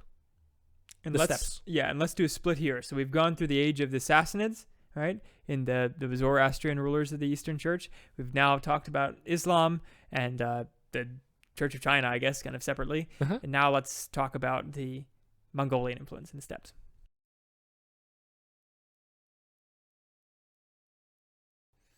All right, I see the time on this episode already. This is an epic guide. Again, not our usual podcast. This is going to be much longer. Like it's a culmination of a lot of Sebastian's research. We could split it into multiple episodes, but I feel like you guys are smart. You already watched like hour-long podcasts, right? So you appreciate a 10-hour podcast, right? Just put us on 2 times speed. It's fine. That's what I do. Anyways, picking up where we left off. The year's 1,000. Something's moving in the steppes. Take us away, Sebastian. Yes. Around the same time as Timothy. We also know that he wrote a letter to the king of the Turks. Which Turks? Hard to say, but Turks. He wrote to the king of the Turks. Yeah, and Turks is kind of a generic Mongolian, like Turkic giant area in the steppes. And in case you're not familiar, the steppes is all that flat Stan region, Kazakhstan, Uzbekistan, Tajikistan, Turkmenistan. That's towards Mongolia as well. Yeah. All of that land, and parts of northern China too. So, Timothy is also, besides spreading, as I mentioned before, to Tibet, a metropolitan there, he's also in correspondence with the king of the Turks, as Mari, an historian informs us. And let's see. Yes, in the year 1009, the metropolitan of Merv, a big city, used as a missionary launching pad for the steppes in Turkmenistan. The metropolitan there writes to the patriarch, letting him know that 200,000 Turks and Mongols had embraced Christianity. Whoa. And asked him concerning the kind of food they were to eat in Lent, as no food suitable for that fast was to be found in their country. Important issues, as we all know. And okay, so first of all, just a side note, Lent is I don't like the tradition of Lent. I mean, you can do it, there's nothing wrong with it, but Lent, of course, is the tradition of fasting of a certain type of food during the 40 days and 40 nights that Jesus would have fasted in the desert. Now, of course, Jesus was fasting of all food during that time, so I think it's kind of silly that Catholics, for example, don't eat meat, but they do eat fish during Lent, which is... I'll leave that for another episode. I'm not a big fan of Lent, but whatever. Eastern Christians were also doing this tradition, so I guess it's not just Catholics that have this kind of strange tradition, and the Mongolian steppe riders were asking what kind of food should they abstain from, because to my understanding, and maybe you'll correct me, Sebastian, these are like sheep and horse herders, so they only have milk and horse meat. That's what they eat. They have very few variety foods because they don't farm. So they're like, okay, do we only have two foods? So are we going to fast of all horse meat? Because then we are only drinking milk and cheese, because that's pretty limited. Yeah. Which warranted the letter, I guess. Yes. In a time at the show Metropolitan of Merv, one of the towns of Khorasan, wrote and informed the Catholicos, the patriarch, that while the king of the people called Heretics, Eastern Turks inhabiting the region of the northeast, was hunting in one of the high mountains of his country, he was overcome by a violent snowstorm and wandered hopelessly out of the way. When he lost all hope of salvation, a saint appeared to him in a vision and said to him, "If you believe in Christ, I will lead you to the right direction and you will not die here." When he promised him that he would become a lamb in the Christian sheepfold, he directed him and led him to salvation. And when he reached his tents in safety, he summoned the Christian merchants who were there and discussed with them the question of faith, and they answered him that this could not be accomplished except through baptism. He took a gospel from them, and lo, he is worshipping it every day. And now he has summoned me to repair to him or to send to him a priest to baptize him. He also made inquiries from me concerning fasting and said to me, "Apart from milk and meat, we have no other food." All right, look at that. I'm confirmed. How could we then fast? He also told me that the number of those who were converted with him reached 200,000. The Catholicos wrote then to the Metropolitan and told him to send 2 persons, a priest and a deacon, with all the requisites of an altar to go and baptize all those who were converted, and to teach them the Christian habits. As for the fast of Lent, they should abstain in it from meat, but they should be given permission to drink milk if, as they say, Lent food is not found in their country. So they have to just drink milk and cheese? Man, now they're getting intense. Man, Yes. it's more of an intense Lent than the Catholics. Yes. Well, besides of course, the dramatic conversion of the king, as they say, this is, you find this also in Western literature as well. So it's pretty similar, in my opinion. Clearly what you can see is there was a significant influence of Christians in the country that were traveling there to sell products, and then the king, whether this dramatic story or not, was persuaded to become a Christian, and then the tribe became Christian otherwise. Pretty much what you see in some kingdoms also in the Germanic tribes or England and whatnot. So very fascinating, very entertaining though for the Lent, but to each their own, I suppose. So now you see Christianity spreading to the steppes. You're going to see other tribes, and they're going to come into play when Genghis Khan comes around later in the 1300s. The Kereits are one, the Naimans, and the Merkites. I find the Kereits fascinating. We all know these tribes. I'm just naming them. Yeah. I'll give you the Kereits northeast. It's referring to the area around Lake Baikal, one of the largest inland lakes of the world. So you can look it up. Siberia. Yes, that's pretty much edge of the world right there. Yep. One end of the world to the other. Yes. So that's where Christianity is at then and there. It's in the year 1000. And then afterwards, we're going to see something fascinating occur. The Seljuks, a Turkish tribe from Turkestan area. Turkmenistan, yes, I'm sorry. I'm confused all the places at this point. Too many stands anyways, yeah. Yeah. They are going to come in and replace the dying caliphates of Persia. The Abbasids are a shadow of their former selves. The Seljuks are like, yeah, we're going to take over now.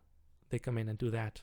They caused a lot of destruction because they were very devoted to Islam. This is when you see the movie from them coming into the city of Isfahan, the physician. Yes. So that's when they arrive, and then, they kill everybody. They install all the vassals and whatnot. So this is in the year 1200s, to give you. No, not 1200s. You mean like 1100s? Oh, pardon me. Yes, 1100s. Sorry. 12th century. My bad. Doesn't mean a big difference to people watching, I'm sure, but yes. Thank you for the correction. And so you're going to see Christianity suffer a bit under the Seljuks. And now, even though they're suffering under the Seljuks, the Turks, there's another power brewing in the east, the Mongols. And we're going to see now, afterwards, I want to pull up. Yes. Yep. We're going to see Genghis Khan. I said 1300s meant 13th century. I've been talking so much. I mix the time periods. I apologize. It's all good. Yeah. So 1100s, the Seljuks invade. They destroyed the Abbasids, who weren't super nice to the Christians, but they'd come to some sort of agreement. Enough that guy Timothy was talking with the caliph and they without weren't being stabbing executed. each other. Yeah. Exactly, right? But just like the Zoroastrian Sassanids came to tolerate the Christians, the Abbasids came to tolerate the Christians, the Seljuks came in, and like the early Abbasids were very anti-Christian because at their start they were very fervent Muslims. And if you know your history, the Seljuks end up invading across the whole area of the Middle East. They end up invading Asia Minor, Turkey, modern-day Turkey, where the Byzantines were still around, so the remnants of the Roman Empire who were Christian, and they end up fearsomely converting the Christians that are there in Turkey. So they raid, they kill, and they are very good at converting because they're so savage. They convert a Christian stronghold that hadn't converted for a very long time and were always the mainstay against Islam. They end up converting under the Seljuks. The Seljuks are very good at what they do, that is conquering and converting. And so they end up founding the Ottoman Empire, the Turks that we know today, Turkey. They're from the Seljuks. But the Seljuks are in Iran, Persia area, and they don't know what's coming to them because God's bringing a much greater storm. If they were a storm to the region, there's a much greater storm coming in the humble, much less prestigious Mongol hordes. Yes, and they are so fast that the metropolitans, who normally don't write to the patriarch because they're just so far away from cities like Kashgar or Samarkand, they actually didn't even have to go when the new patriarch was elected because they were so far away. All you had to do is send a letter every 6 years to say, hey guys, we're here. We bow down to you, patriarch. Thank you for being great. It's just like high fives, pretty much. Didn't really mean anything. They're writing because they have a horde coming up from China. These are the Mongols. Genghis Khan coming in. And as you all know, Genghis Khan quickly unites the Mongol tribes. I mentioned 3 of them, and they're Christians. They conquer the north of China, and then they spread into southern China. And then eventually, they go on and take the rest of the Middle East, spreading also into Europe. Yeah, I mean, if you know your classic history of the Mongols, right? The greatest and largest land empire the world has ever known. The Mongols come from this humble backwater Mongolia today. Mongolia is a humble backwater, so back then it was even more so. They didn't have electricity, right? It's all these horse farmer guys that had just milk and meat. So they didn't even have a lot of wood to burn. So for fire and keeping warm in these hostile Minnesota-like very cold steppes during most of the year, they would burn horse dung inside of their tents. So stinky, dirty hordes. They organized, I think, only by the hand of God. Genghis Khan is, and I'm not saying that they're a righteous people. I'm just saying God brings about these kind of once in a lifetime, once in a history time peoples. God brings this hand of God, this wrath of God out of these humble horse herders, and they not only branch out past Little Mongolia, which is pretty big, unite the tribes there, they push past these huge cities in modern day, middle of nowhere, Uzbekistan and Turkmenistan and Afghanistan. Back then, and maybe you want to describe this, Sebastian, back then, those places had real cities, like as much people as Persia has today, Iran has today. Those areas, which we consider desert nowheres today, at least I do, like Uzbekistan, like who's ever even heard of that place, because it legitimately doesn't have a very large population today. Back in the day, it was a huge, wealthy area because they were part of the Silk Road routes. There was tons of these big cities, Merv. There's metropolitans of the Christian church out there. The Mongols come and completely destroy the area. And they don't stop. They keep going into Iran. They keep going up into the edge of the Roman Empire in Turkey, up into the edge of the Egyptian Empire in Egypt, up all the way up into Russia. So the Mongols occupy this huge stretch of land.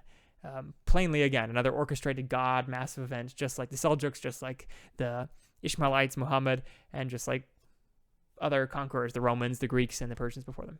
Mm-hmm. Exactly. Pretty good summary.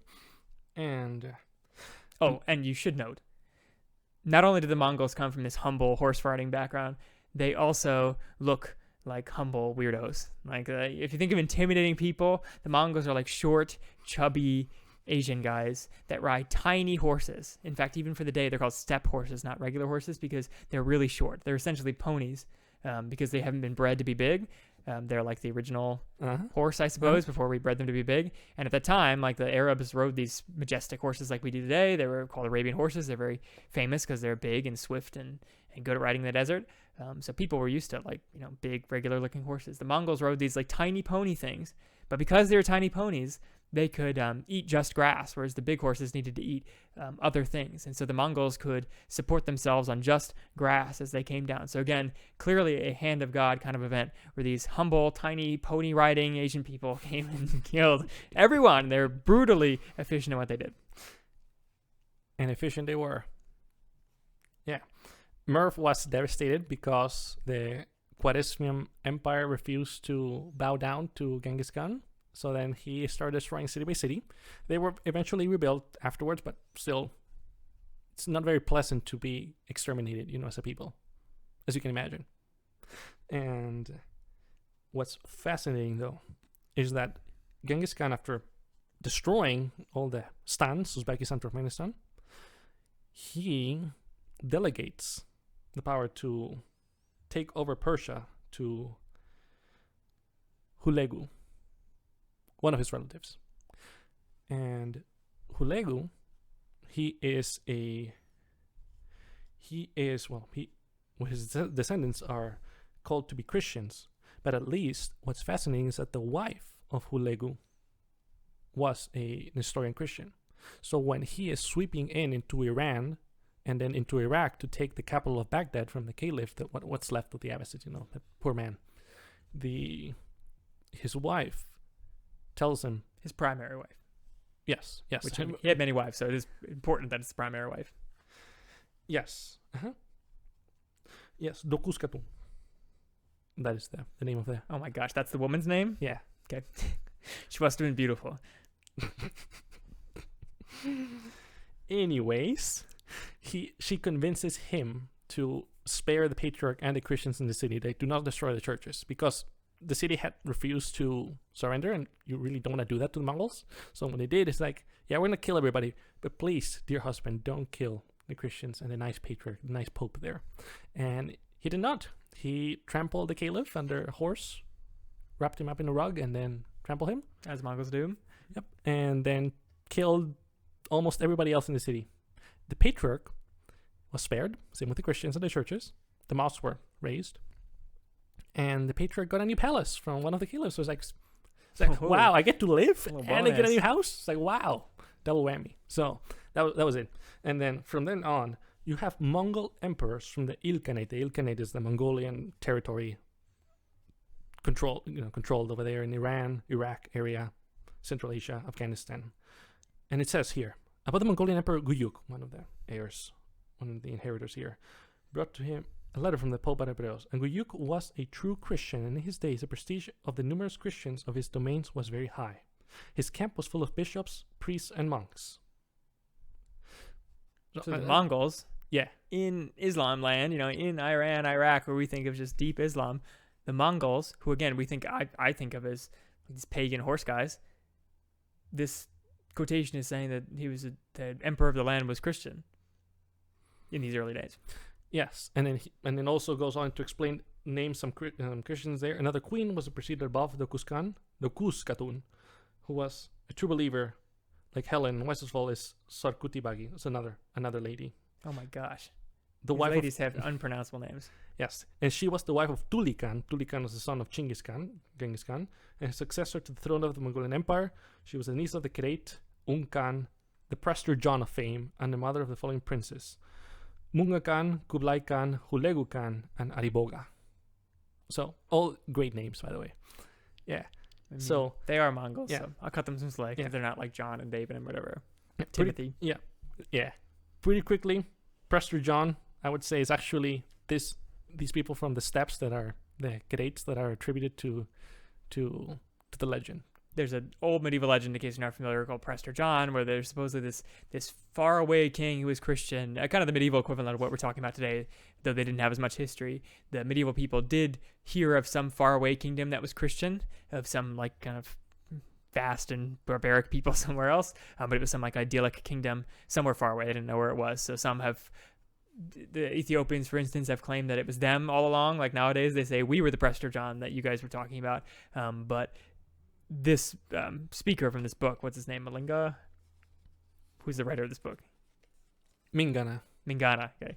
He's asserting that the Prester John of fame was this what a name? Ungkan of the steppes of the Mongols. Yes, yeah. I lean more on that too.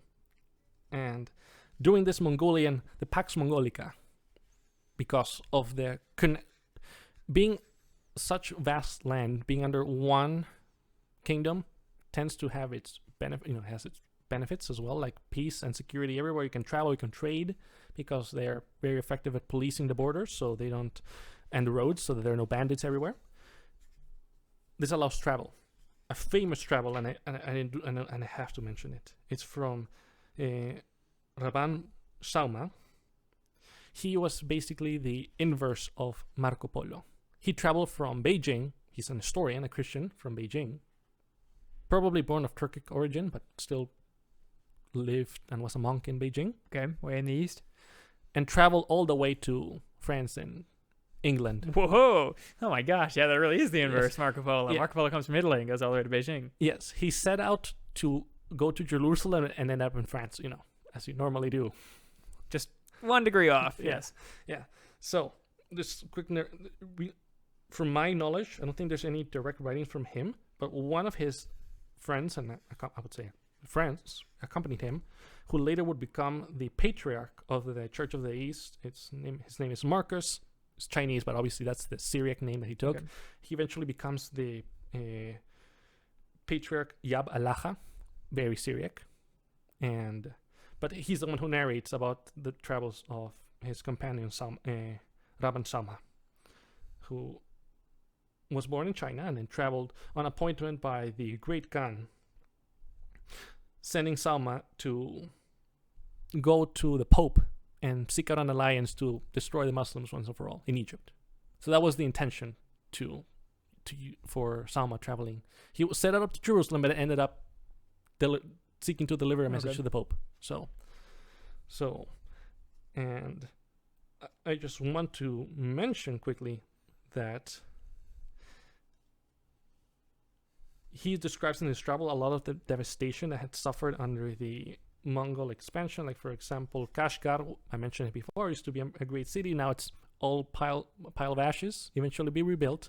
The Tangut people, before they're completely exterminated by the Mongols, Tangut it's between Central Asia and China. It's like going towards Central Asia. I don't know how else to describe Tangut. And they were also very devout Christians. On his journey, Marcus and Sauma are welcomed by the people of this country, who were distinct from the Chinese. So you have, what I'm saying is, you have Christianity spreading far and wide, even to Tibet, Tangut. There is a mixture of Tibetan people there too. So it's fascinating to see just this mixture of cultures there. And I want a narration from European travelers, such as Marco Polo and William of Rubruck and John of Pian de Carpan, who travel to China, and then they list the churches. I think it's kind of funny how the way they narrated. And here he speaks in Kashgar, after it's being rebuilt. They are numerous and have churches of their own. In Samarkand, where the uncle of the Emperor Kublai became Christian, and on this occasion the Christians built a new great church in honor of John the Baptist. In Yarkand, in Tangut, in Chingin Talas, in Sukchur, where about the inhabitants belonged to the church. In Kanchol, where they had 3 very fine churches. In Ergil and Sinju, in Kalachan, where they had fine churches. In Tenduk, Very fine churches, the Yes. best churches. I was gonna say yes. It sounds like Trump wrote this. That's why I thought it was kind of entertaining when I read this. They have very fine churches over there, and then it goes on. But yes, as you can see, he's naming all these countries on the way to China, and they have very fine churches, the best churches. You've never seen churches like these. Some say they're the greatest churches. Yeah, okay, yes. Lots of churches. Yes, yes. And also list people that were in the court of the Mongols, who were historians, who were Christians, either scribes, either translators, either viziers, or people in high position. Again, they were in the top of society. While not the majority, they were still very influential in this part of the world, which is heartening to see that they're everywhere. Mm-hmm. So there's one thing I do want to go to now. The Ilkhans, the Mongolian leaders of Iraq. Iran. Yes. Yeah. They were Christian for a time. List the kings in order that were Christians, how they learned the gospel as kids and went to church, how some of the Mongol emperors, they bowed down to the patriarch in Baghdad whenever they would meet him. They would take off their hats and bow down in recognition. Talks about that. One interesting find that I took note of, and it's mentioned by Mingana, is some of the coins that were minted during the Mongolian rule of the Middle East in the Ilkhanate, and they're called coins of the cross because they have a Nestorian cross printed on them. Coins were minted by hand. This one was minted in Georgia, and it reads the following: "In the name of the Father, Son, and Holy Ghost, one God." This is from Emperor Abaka and also Emperor Argun. They have similar inscriptions like this. In Arabic would be Bism Alab wal Ibn wa Ruh al Qudus Illahun Wahid. If that sounds familiar to you, which I would be surprised if it did. How would that sound familiar to anyone, Sebastian? Yes, Illahun Wahid is like Elohinu Yahweh Ahad, pretty much from the Shema Israel. To me, Deuteronomy 6:4. Yeah, yes, famous Hebrew passage. Okay, I saw this. Okay, I saw it. Yeah. I saw the similarities. So again, you have the influence even on the coins minted. Later, for whatever reason, political conveniency, they would become Muslim, the leaders of the Ilkhanate, and then eventually you would have this guy Timur from Uzbekistan area, who would come in and just sweep through everything, get rid of the Mongols there, and finally put an end to the Christian influence in Central Asia. He would just put everyone to death. Same with his grandson Ulugh Beg. He would just kill them. This is in the 1400s, mind you. So they're dead. They're done for. And I think scholars say that Genghis Khan may have been responsible for up to 1/5 of the entire Earth dying, because he brutally murdered many cities. Timur is said to have killed like 1/8 of the Earth. So Timur, the place had already been devastated about 200, maybe a little less, 150 years prior, and then Timur does it all over again. So they barely had time to recover, and that's kind of where we see the Church of the East finally peter out. But go ahead, tell us the death throes here of the Church of the East. Yep, the Persia just gets devastated. The majority of Muslims, as you can see now, they are an Islamic republic nowadays. Central Asia also very Islamic up until the Russian conquest and then eventually a revolution where they became mostly atheist over there. So it just died. China became isolated at that point, and even though there was a brief revival in the 1300s, by that time afterwards, there's no Christians left in the country, and you can tell the situation had become so sad that when Europeans show up later, like in Catholic priests, they see all these Nestorians and Manichaeans worshipping together in the same building. So clearly they had to rent the same place for the Manichaeans. So just like terrible churches today. Oh man. Yeah. Universal Unitarians? I know. Yes. So they just disappeared. So do we have a date for this? So we're saying, is it Timur? You think it was the final? I think Timur is like stroke? the nail in the coffin. Okay. Yes. And then on the west in Egypt, I mean, not very westward to us, but west, then the Mamluks, after defeating the Mongols, they try to stamp down the Coptic church. So then I would say the Eastern churches start dying. Interestingly enough, what most scholars do, scholars that study these things typically, it's a big moment, the battle between the Mamluks in Egypt and the Mongols, because the Mongols might have kept going if they hadn't been defeated. Mm-hmm. What they don't often talk about is that the Muslims ruling Egypt, they were concerned that one of the reasons they end up going and murdering all the Christians in Egypt, or many Christians in Egypt, I should say, is because the Mongols were considered at least partially Christian. Yes. Which, again, scholars don't typically talk about the Mongols being Christian, but clearly they were, enough that the Muslims were concerned that the Christians in their country, because Egypt for many, many years was a large minority, if not majority, actually, was Christian, ruler living under a Muslim elite rule. The Muslims were concerned that the Christians might rise up and join the Mongols or rebel, and so... Yeah, same with the south, in what is now Sudan, the Nubians. They were Christians up until the point of Baibars, in which he led the conquest and then exterminated the kingdoms of Nubia and Makuria. So who's this guy? Baibars is a Mamluk, leader of the Mamluks, is leader of Egypt, Sultan. Under his rule, the Mongols are defeated in battle in Homs area, in northern Syria.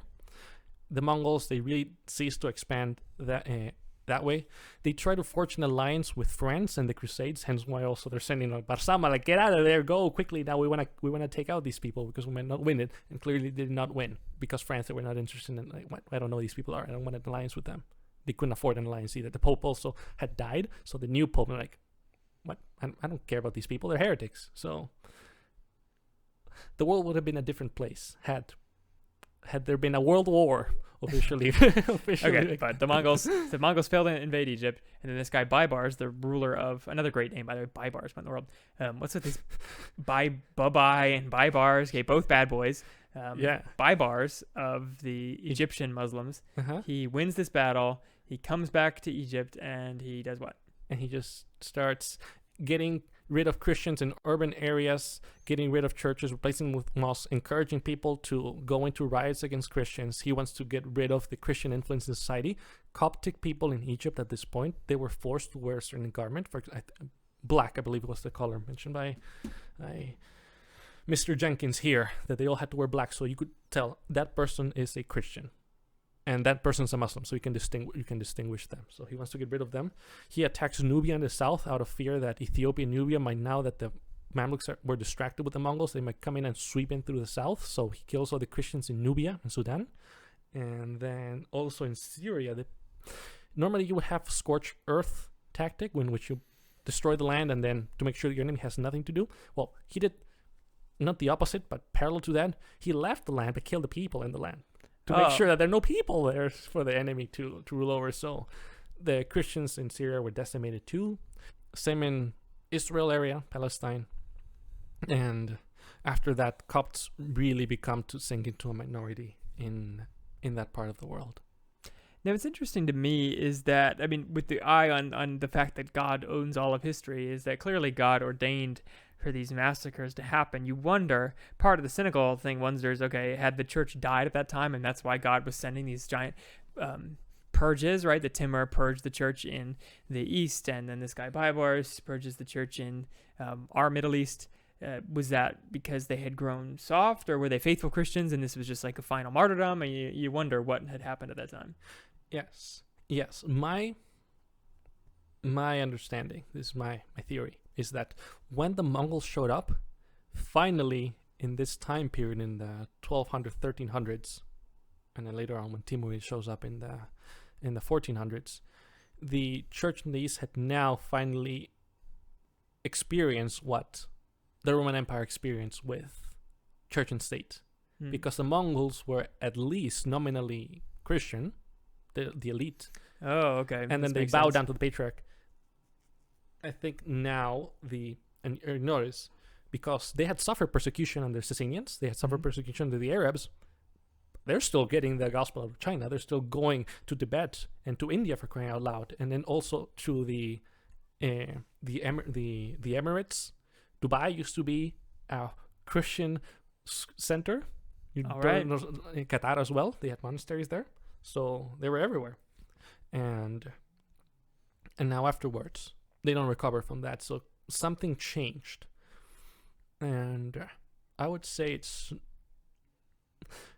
something changed in the mentality of the church, because clearly they had suffered just as bad before. They were no longer, I guess, the persecuted few. Is that what you're thinking? Because the Mongols were at least semi-pro-Christian, right? So they end up getting lax, fat and happy. They don't keep fighting for the gospel? Well, it happened with the Byzantine Empire. Once the Byzantine Empire died, the Orthodox Church went to a very, very harsh decline afterwards. So Because they'd marry themselves with the state. they had depended for so long for the Church of the East, it wasn't as dramatic as the Eastern the Orthodox Church, because they had been married to the Byzantine Empire for after the fall of Rome years. until 1,000 exactly 1,000 years. So that they had a very catastrophic fall after Constantinople was conquered by the Turks.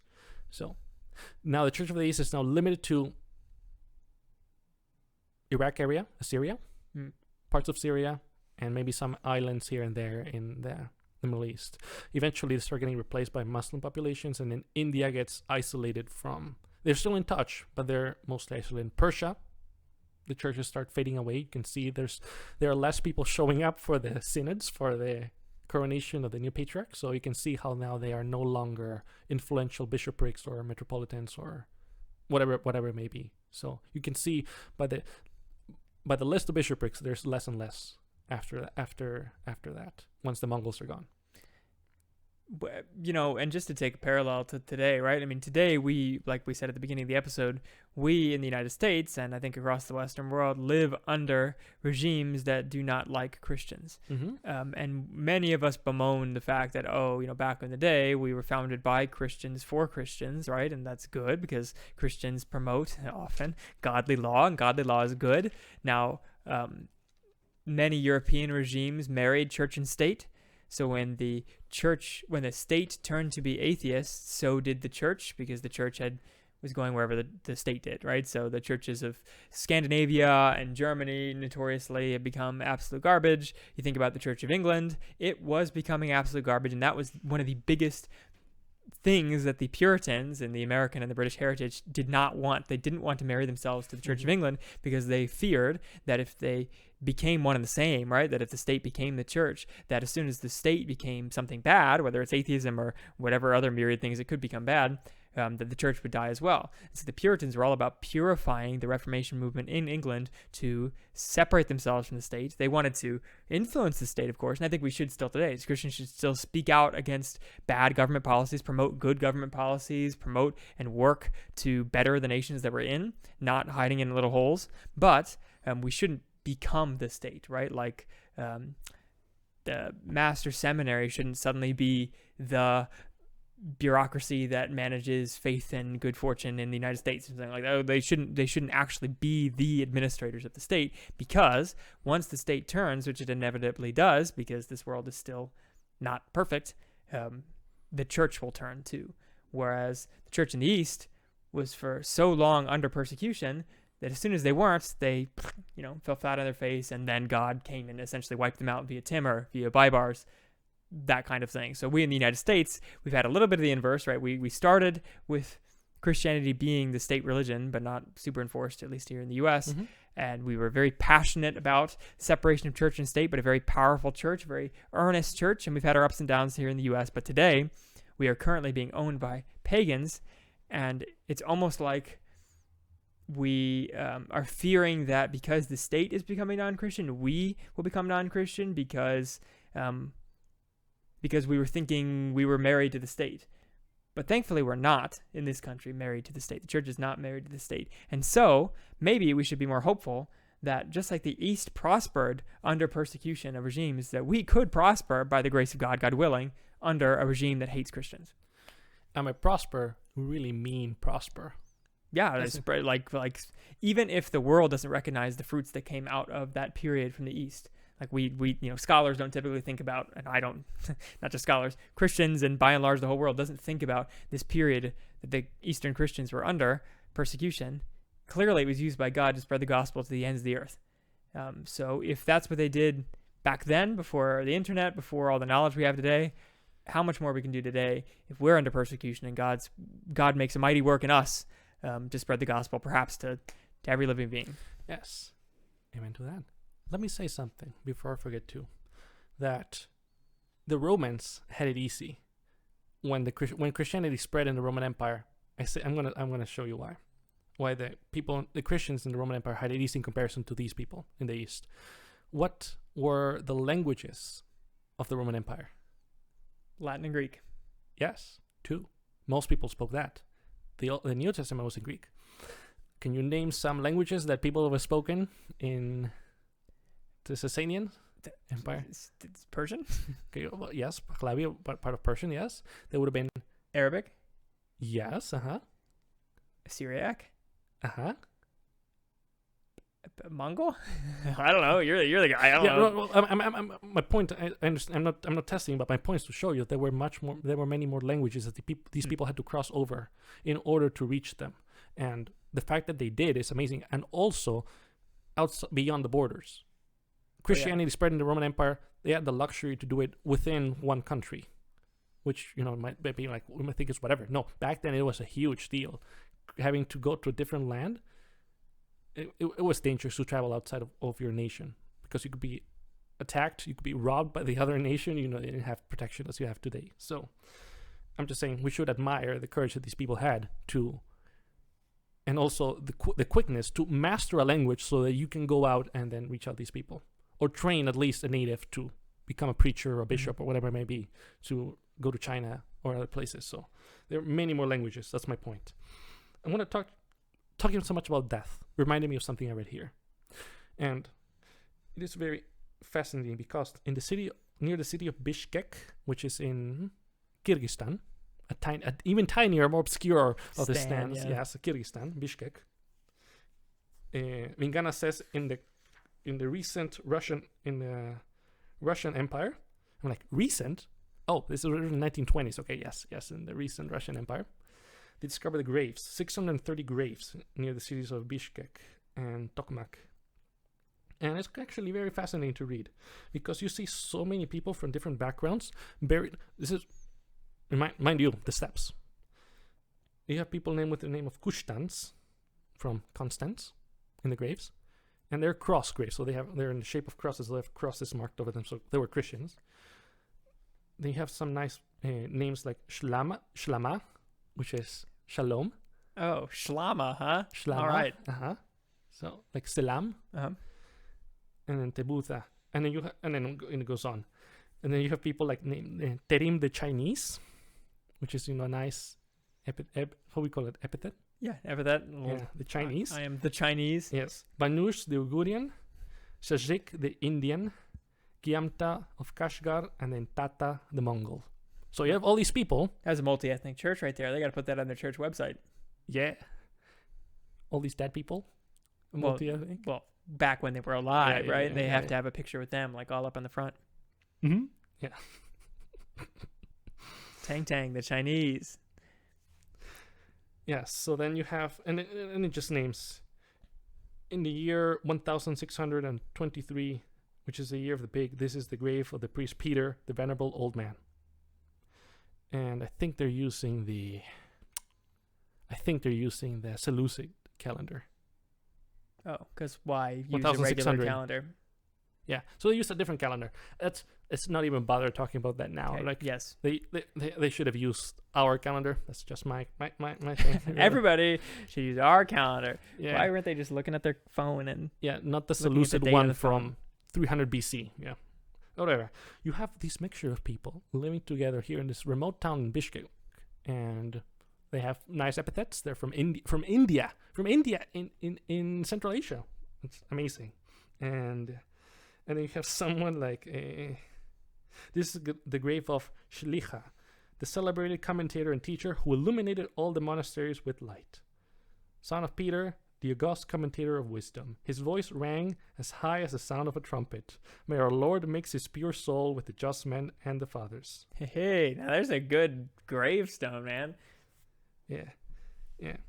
In the year 1616, which is that of the Turkish snake, this is the grave of Sabrisho, the archdeacon, the blessed old man, and the perfect priest. He worked much in the interest of the church. And then it goes on. So, I don't know, kind of touching to see, that to get a glimpse of what their reality was like. They clearly have some cute comments, like trying to commemorate what the guy did, one of the elders of the church. So, yeah. So again, our summary here is that the church they used is a real church, was a real church, and that although we think of it as a Muslim region today, and like, where's the church?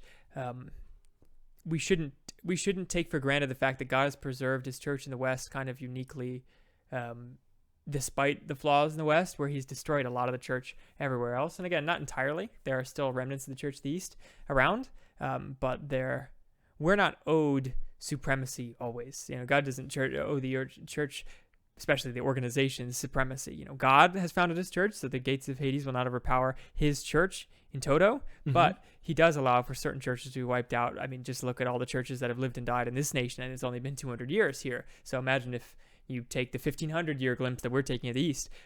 They have survived for a lot longer than the American church has, and so I can only pray and hope that we last as long as the Eastern church did. And again, they may have revival in the future too. So this leads us to, do you want to talk about probably our end date for when the Church of the East was a solid church? I think you were saying before it's this when the patriarchs became hereditary. Yes. In 1552, that's when finally I would say it clearly became political. They stopped focusing on what matters, and then it just went on to decline.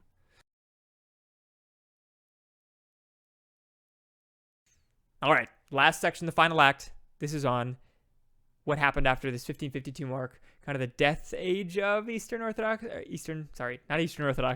Church, and the hopeful future, perhaps. So tell us, Sebastian, about this fabled 1552 date when the patriarch became hereditary. Yes, it had begun before, and then we have seen this sometimes under the papacy, in which the Pope would appoint and cardinals would appoint nephews to high church positions. Obviously, they couldn't be sons because they were not able to get married. I don't know about the East, but in the West, sometimes their nephew is really their son that they had illegitimately. But yes. Okay, fine. Okay. Supposedly, these people are nephews. They're actual nephews. So then the scandal was when Patriarch Shimon in the 50s, he had appointed his successor to be his 12-year-old nephew. And as I'm sure you can imagine, a 12-year-old leading the Church of the East would be just great. So then people objected to that and then said this is unacceptable. We need to have a different patriarch. They wanted to have an election with it. They pulled up a rival. And then... But, I do think they probably would have eliminated homework. Probably would have been on the agenda. Missed an opportunity to have a 12-year-old, is what I'm saying. Okay, yes, they split over the 12-year-old going to be the ruler. I think that is a legitimate reason to not like that. Yep. And then to gain legitimacy, one of the lines of the Reformed two lines, they formed communion with Rome to get some more backing. Because okay, so we got a split, we got the child party, and then you've got the people who split. Some of them go off to join Rome because that's the other big boy in town. And how could you be independent? I don't know how you could be just not be part of a big conglomerate church. How could it be? So they joined Rome, who has no problems whatsoever. Great choice to join. Yep. This was, of course, during the time of the Reformation. So the Roman Catholic Church is drawing lines in the sand left and right and how they're clearly not the church to join. And yet this group is deciding to join them. Maybe they hadn't read the news, but... Yes, if only they knew that Calvin had snuck some notes to Timothy. I know. Before thinking about their own history. Yeah. So clearly, this is what the state where they had fallen until this. They have a hereditary patriarchate, which I would say at least have it be an election, if you're going to have one at all. But anyway, moving on from that. So then the Shimon line, they seek to get some backing from Rome, simply for the sake of prestige and also for survival, because they don't see themselves surviving much longer under persecution and being a minority now, even though they've always been a minority. Again, here you see a change of attitude, I would say. Yep. Before then. And then you have a competing line, the Elijah line, also in northern Iraq. So they're pretty much in proximity to one another, but they're like throwing tomatoes at one another from across the cities. Eventually, funnily enough, they switch. They flip.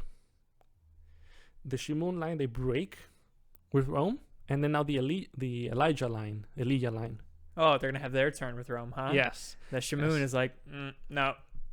Turns out there's a pope involved. We're not dealing with that. And Elijah wants his turn. Okay. Yeah. There's also briefly a third line, also in the city of Amid in northern Iraq, in Turkey area.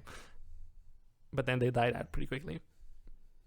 Anyway, I find it entertaining that they switched and then ended up switching, even though for the pettiest of reasons this split happened. So now this is the least interesting part. The most interesting part happens in India, because all this time, for all this period, they've been just chilling there in southern India, in Kerala, in the very point of India. There are these Marthoma Christians there. So now the Portuguese, the Jesuits, have arrived to India, to Goa, to trade with the Indians for the spices and all of that. Catholics, right? Yes, exactly, the Portuguese. And these Jesuits, they're very zealous people. Mm-hmm. Jesuits are like the evangelistic branch of the Catholics. So like, wow, look at all these Christians here. How about you recognize the Pope as your supreme master? As all Christians do, don't they? Yes. What's the reaction of these Thomas Christians when they see the Rome, the Patriarch of Rome? You mean that backwater, that sad place that was destroyed by barbarians? So says our very old history notes. Yes. We follow the Pope of Baghdad, and then later they are sorry to say that, because it's like, oh, our Pope is a 12-year-old. Yeah, it turns out they're not doing well over there either. Okay. Yes, and then the Portuguese, they do a blockade in the area. They don't allow either of the patriarchs to send in their bishops to India. So like, well, what do? We either hope that we're gonna get someone from Baghdad or not from Baghdad, from Syria, from Iraq at some point, or we do our own thing, or we join the Portuguese, as they're so saying, like, join us or die. So a big group, they decide to renounce Nestorianism and all their traditions and join the papacy, as did the Chaldean Church. The Chaldean Church of the East, that's the Chaldean Catholic Church, that's the one who joined those Elijah papacy people over in the East? Yeah. Okay. They're still around today. And if the Pope ends up going to Iraq, Pope Francis, he's going to meet up with them in the city of Ur and then do with all six of them. How many people are involved in this Chaldean church? Little 5 old people fan club? Yeah. Okay. And also some Mandeans, Gnostics from the area that's still around, and also some Muslims. So he's going to have an interfaith mass. Yes, as he does. Yep. Yeah. So anyway, going back in time, some join the Catholics, others saying like, no, we're still Nestorians, and then others are going to join the Coptic Church. They're going to recognize the Patriarch of Syria, in Antioch, because they had a lot of influence from Syria. They got a lot of books from Syriac. They had a lot of training from Syria, from Syrian priests and evangelizers. So it makes sense for that group to say, okay, we have all this Syriac influence. Let's join the Church of Syria. And then later, and again, meanwhile, the Reformation is happening. So this is clearly like a time of change. Like the Patriarch of the East is kind of kick the bucket, essentially, right? Big schism, clearly a fraud kind of situation going on. The papacy is having its own chaos in Europe because they're finally kicking the bucket. Now, not in the same way as the East. They're not going out with a sad trumpet. They're going out with a big bang and war. And now in India, there's a schism because they suddenly have to choose between the sad boy king of the East, the Pope, or to go their own way. Well, not really their own way. They're choosing another patriarch, because apparently you can't just choose Christ. You have to find a patriarch around. So they found this Antioch patriarch from the Coptic Church. Well, you hadn't yet gone crazy, I suppose. Yeah, you win some, you lose some.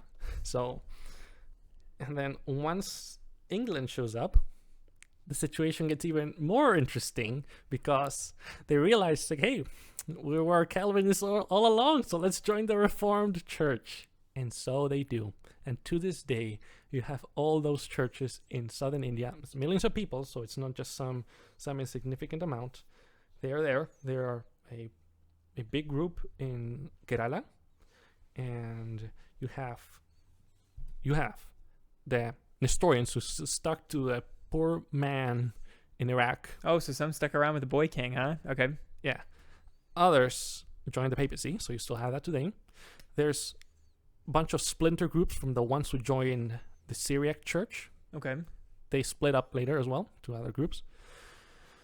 Then we have the evangelical Martoma Christians, and then we have the Reformed All Martoma right. Christians. Sounds like India to me, like a million different ethnic groups, which I mean, there's worse things, right? I think the U.S. is pretty splintered as far as our Christian tradition right now, and it's probably for the best because the old stalwart Christian places like the Episcopal Church in the U.S. are now absolute, mud water garbage. But the Christian church is strong in the U.S. because there's so many different independent Christian churches in the U.S. that if you kill one or two or five, you're still going to have 3, 4, 5 that are strong. So, I mean, I respect that Indian tradition of having multiple potential lines of church succession, essentially, right? Like if the Catholic one is bunk, which obviously it is, then you've got the Syriac and possibly the OG churches, and then these Reformed churches. And if any of those fall, there's probably another church to join. Mm-hmm. Yeah.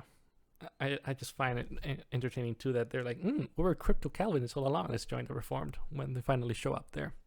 And also for China, wasn't forgotten later, even though there would be a ban under the Qing dynasty for foreigners coming in, they would still creep in secretly and then bring Bibles into China. Pretty much what they do today anyway. Yep. And then still spread the gospel. Then you have Presbyterians in China. But this will be, again, there was a gap between the 1500s when they were like finally banned, late 1400s, when finally banned by the Ming dynasty. And then they would arrive again with Catholicism to Korea and other places and then spread from there. So,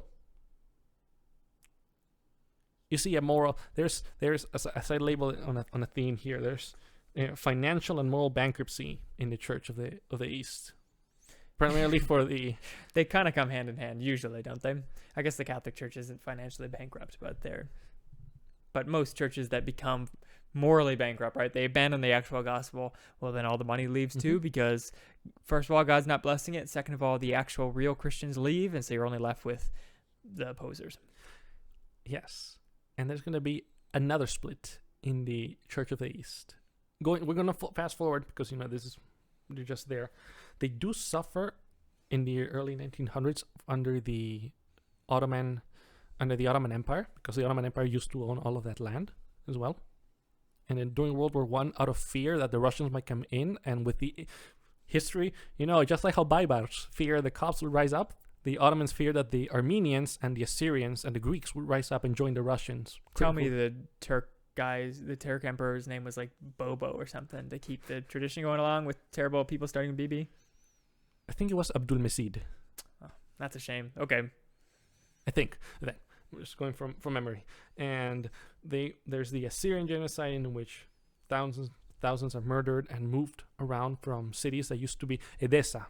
Used to be a huge, I sound like Trump, a huge school of thought for the East, and also in Nisibis. They are replaced by Muslims. There's no Christians there left at that point. If you're not familiar, the Ottoman Turks in World War I committed essentially a mini Holocaust round one on the Armenians and the Assyrian Christians, which are often forgot about. But that's what Sebastian's talking about. Now, do we think those Assyrians were particularly strong in their faith? No. But it's still a genocide, and still, a reason why they are even sadder than they were before the genocide. Now they're, about 3 people on their goat. Holy smokes. 200,000 people Oh! killed at the least. Oh, okay. That's amazing. That's terrible. So, yeah, what a sad state of affairs. I don't think, despite their huge errors and questionable leadership of children, choosing children as leaders, I don't think that merits, cruel execution by. Well, obviously we disagree with the Jews. They reject the gospel. The Holocaust was terrible. Well, it was absolutely terrible. Now, I mean, granted, those kind of things God uses for the good, and I think He's used it for the benefit of Judaism as a whole. So maybe He'll use this Assyrian calling as a benefit to the Assyrian church. I don't think we've seen much fruit from that church as of yet. If you think about Iraq, you don't think of that as being a resurgent Christian nation. You think of it as a terror. But I mean, the Kurds in Kurdistan are supposedly Christian, so we'll see what happens. God obviously is able to pull out of wicked people His church regardless. So even if there's no history to go off of and no remnant group to pull from. God can still found his church wherever he wants. Mm-hmm. Exactly. You would think that this would be a wake-up call, but it wasn't. In 64, there's another schism. Oh, well, there you go. So they didn't learn. Over Easter. Something that plagued our Western church in the very the first... dating of the Easter? Yeah. Nice. Only the most important reasons to split, the dating of Easter. Which, again, to your credit, to their credit, the Western church almost split. Did split, but then came back together, East and West, over the dating of Easter, called the Quartodeciman controversy. Truly the stupidest reason to split. I guess 900 years later, the Church of the East finally decided to have that same conversation. Yeah, 1,900, yeah. And they had to split over that, and add insult to injury, they want to change the calendars. So then one faction wanted to keep the old Julian calendars. They really have. If you've noticed, I haven't spoken much on calendars, but I was speaking to Michael before the podcast. They use the Seleucid calendar. They use our calendar AD. They use the Arabic calendar sometimes. And now they use the Julian calendar and then the Gregorian calendar. They have unhealthy obsessions with calendar. They must have connections to the calendar mob, selling all those calendars, trying to make a bank. It's not worth it, guys. It clearly didn't pay off for these people, because then they split again. And from there, that's the Church of the East. We have two. We have the ancient Church of the East, and then we have the Assyrian Church of the East. The ancient one is the one that's separated from. Got it. And just as a fun fact before we close, because it's pretty much they haven't changed much since then, and except maybe getting back together with India and all of that jazz, just getting high fives to one another. A fun fact that Jenkins mentions is that by the time of Saddam Hussein, 25% of doctors in Iraq were members of the Assyrian Church. Okay. So even over 1,000 years later, Gunda Shapur still lives on. The stereotype holds, huh? Yes, probably the same family. I don't know, the same families.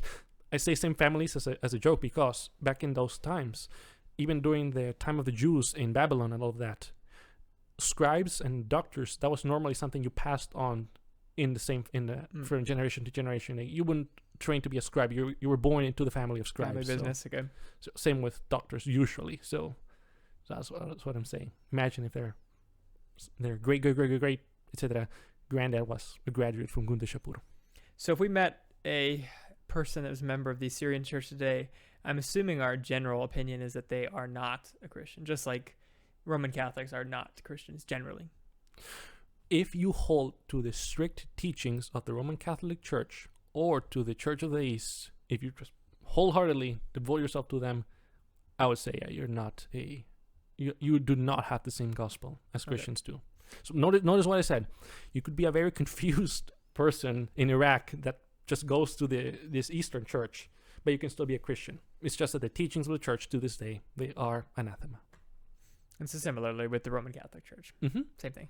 But you're saying if we met a Christian indigenous of India, there might be a chance. There's a fifth. Okay. 1 in 5. he or she may be a Christian. Interesting. Well, I guess we should wrap up then. It's been a long, epic, multi-hour span of the guide to Eastern Christianity. Hopefully you learned something if you stuck it all the way through. Again, we'll break this into segments so you can check out each segment, what's interesting to do, what's not. We've gone through the early age, showing how these Eastern Christians have the same origins as Western Christians, so we should not poo-poo that. Showing how the Nestorian controversy is overplayed. They're not actually heretics like the West has said for years.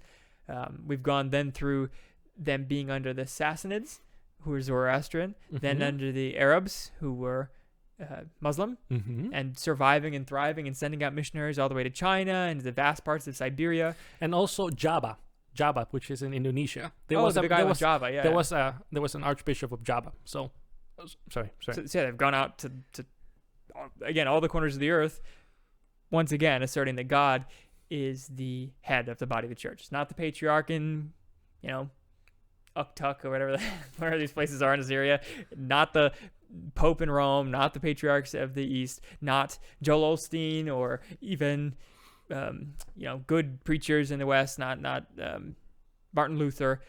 God is the head of the church, and therefore, yes, Martin Luther and John Calvin and the Pope, when Roman Catholics were Christians, and the patriarchs in the East, those were influential players, but ultimately God is the head, and so he's founding his church to the ends of the earth, from India to China to Asia, throughout it all, right? And to the West, and even this continent, North America and South America. So we studied up to the Persians, we studied them under the Arabs, we studied them under the Mongols, and it was the Mongols that they came to their glorious pinnacle of finally Christians, and when they smashed face first to the ground, which should be a warning to us today, and maybe encouragement to us today, that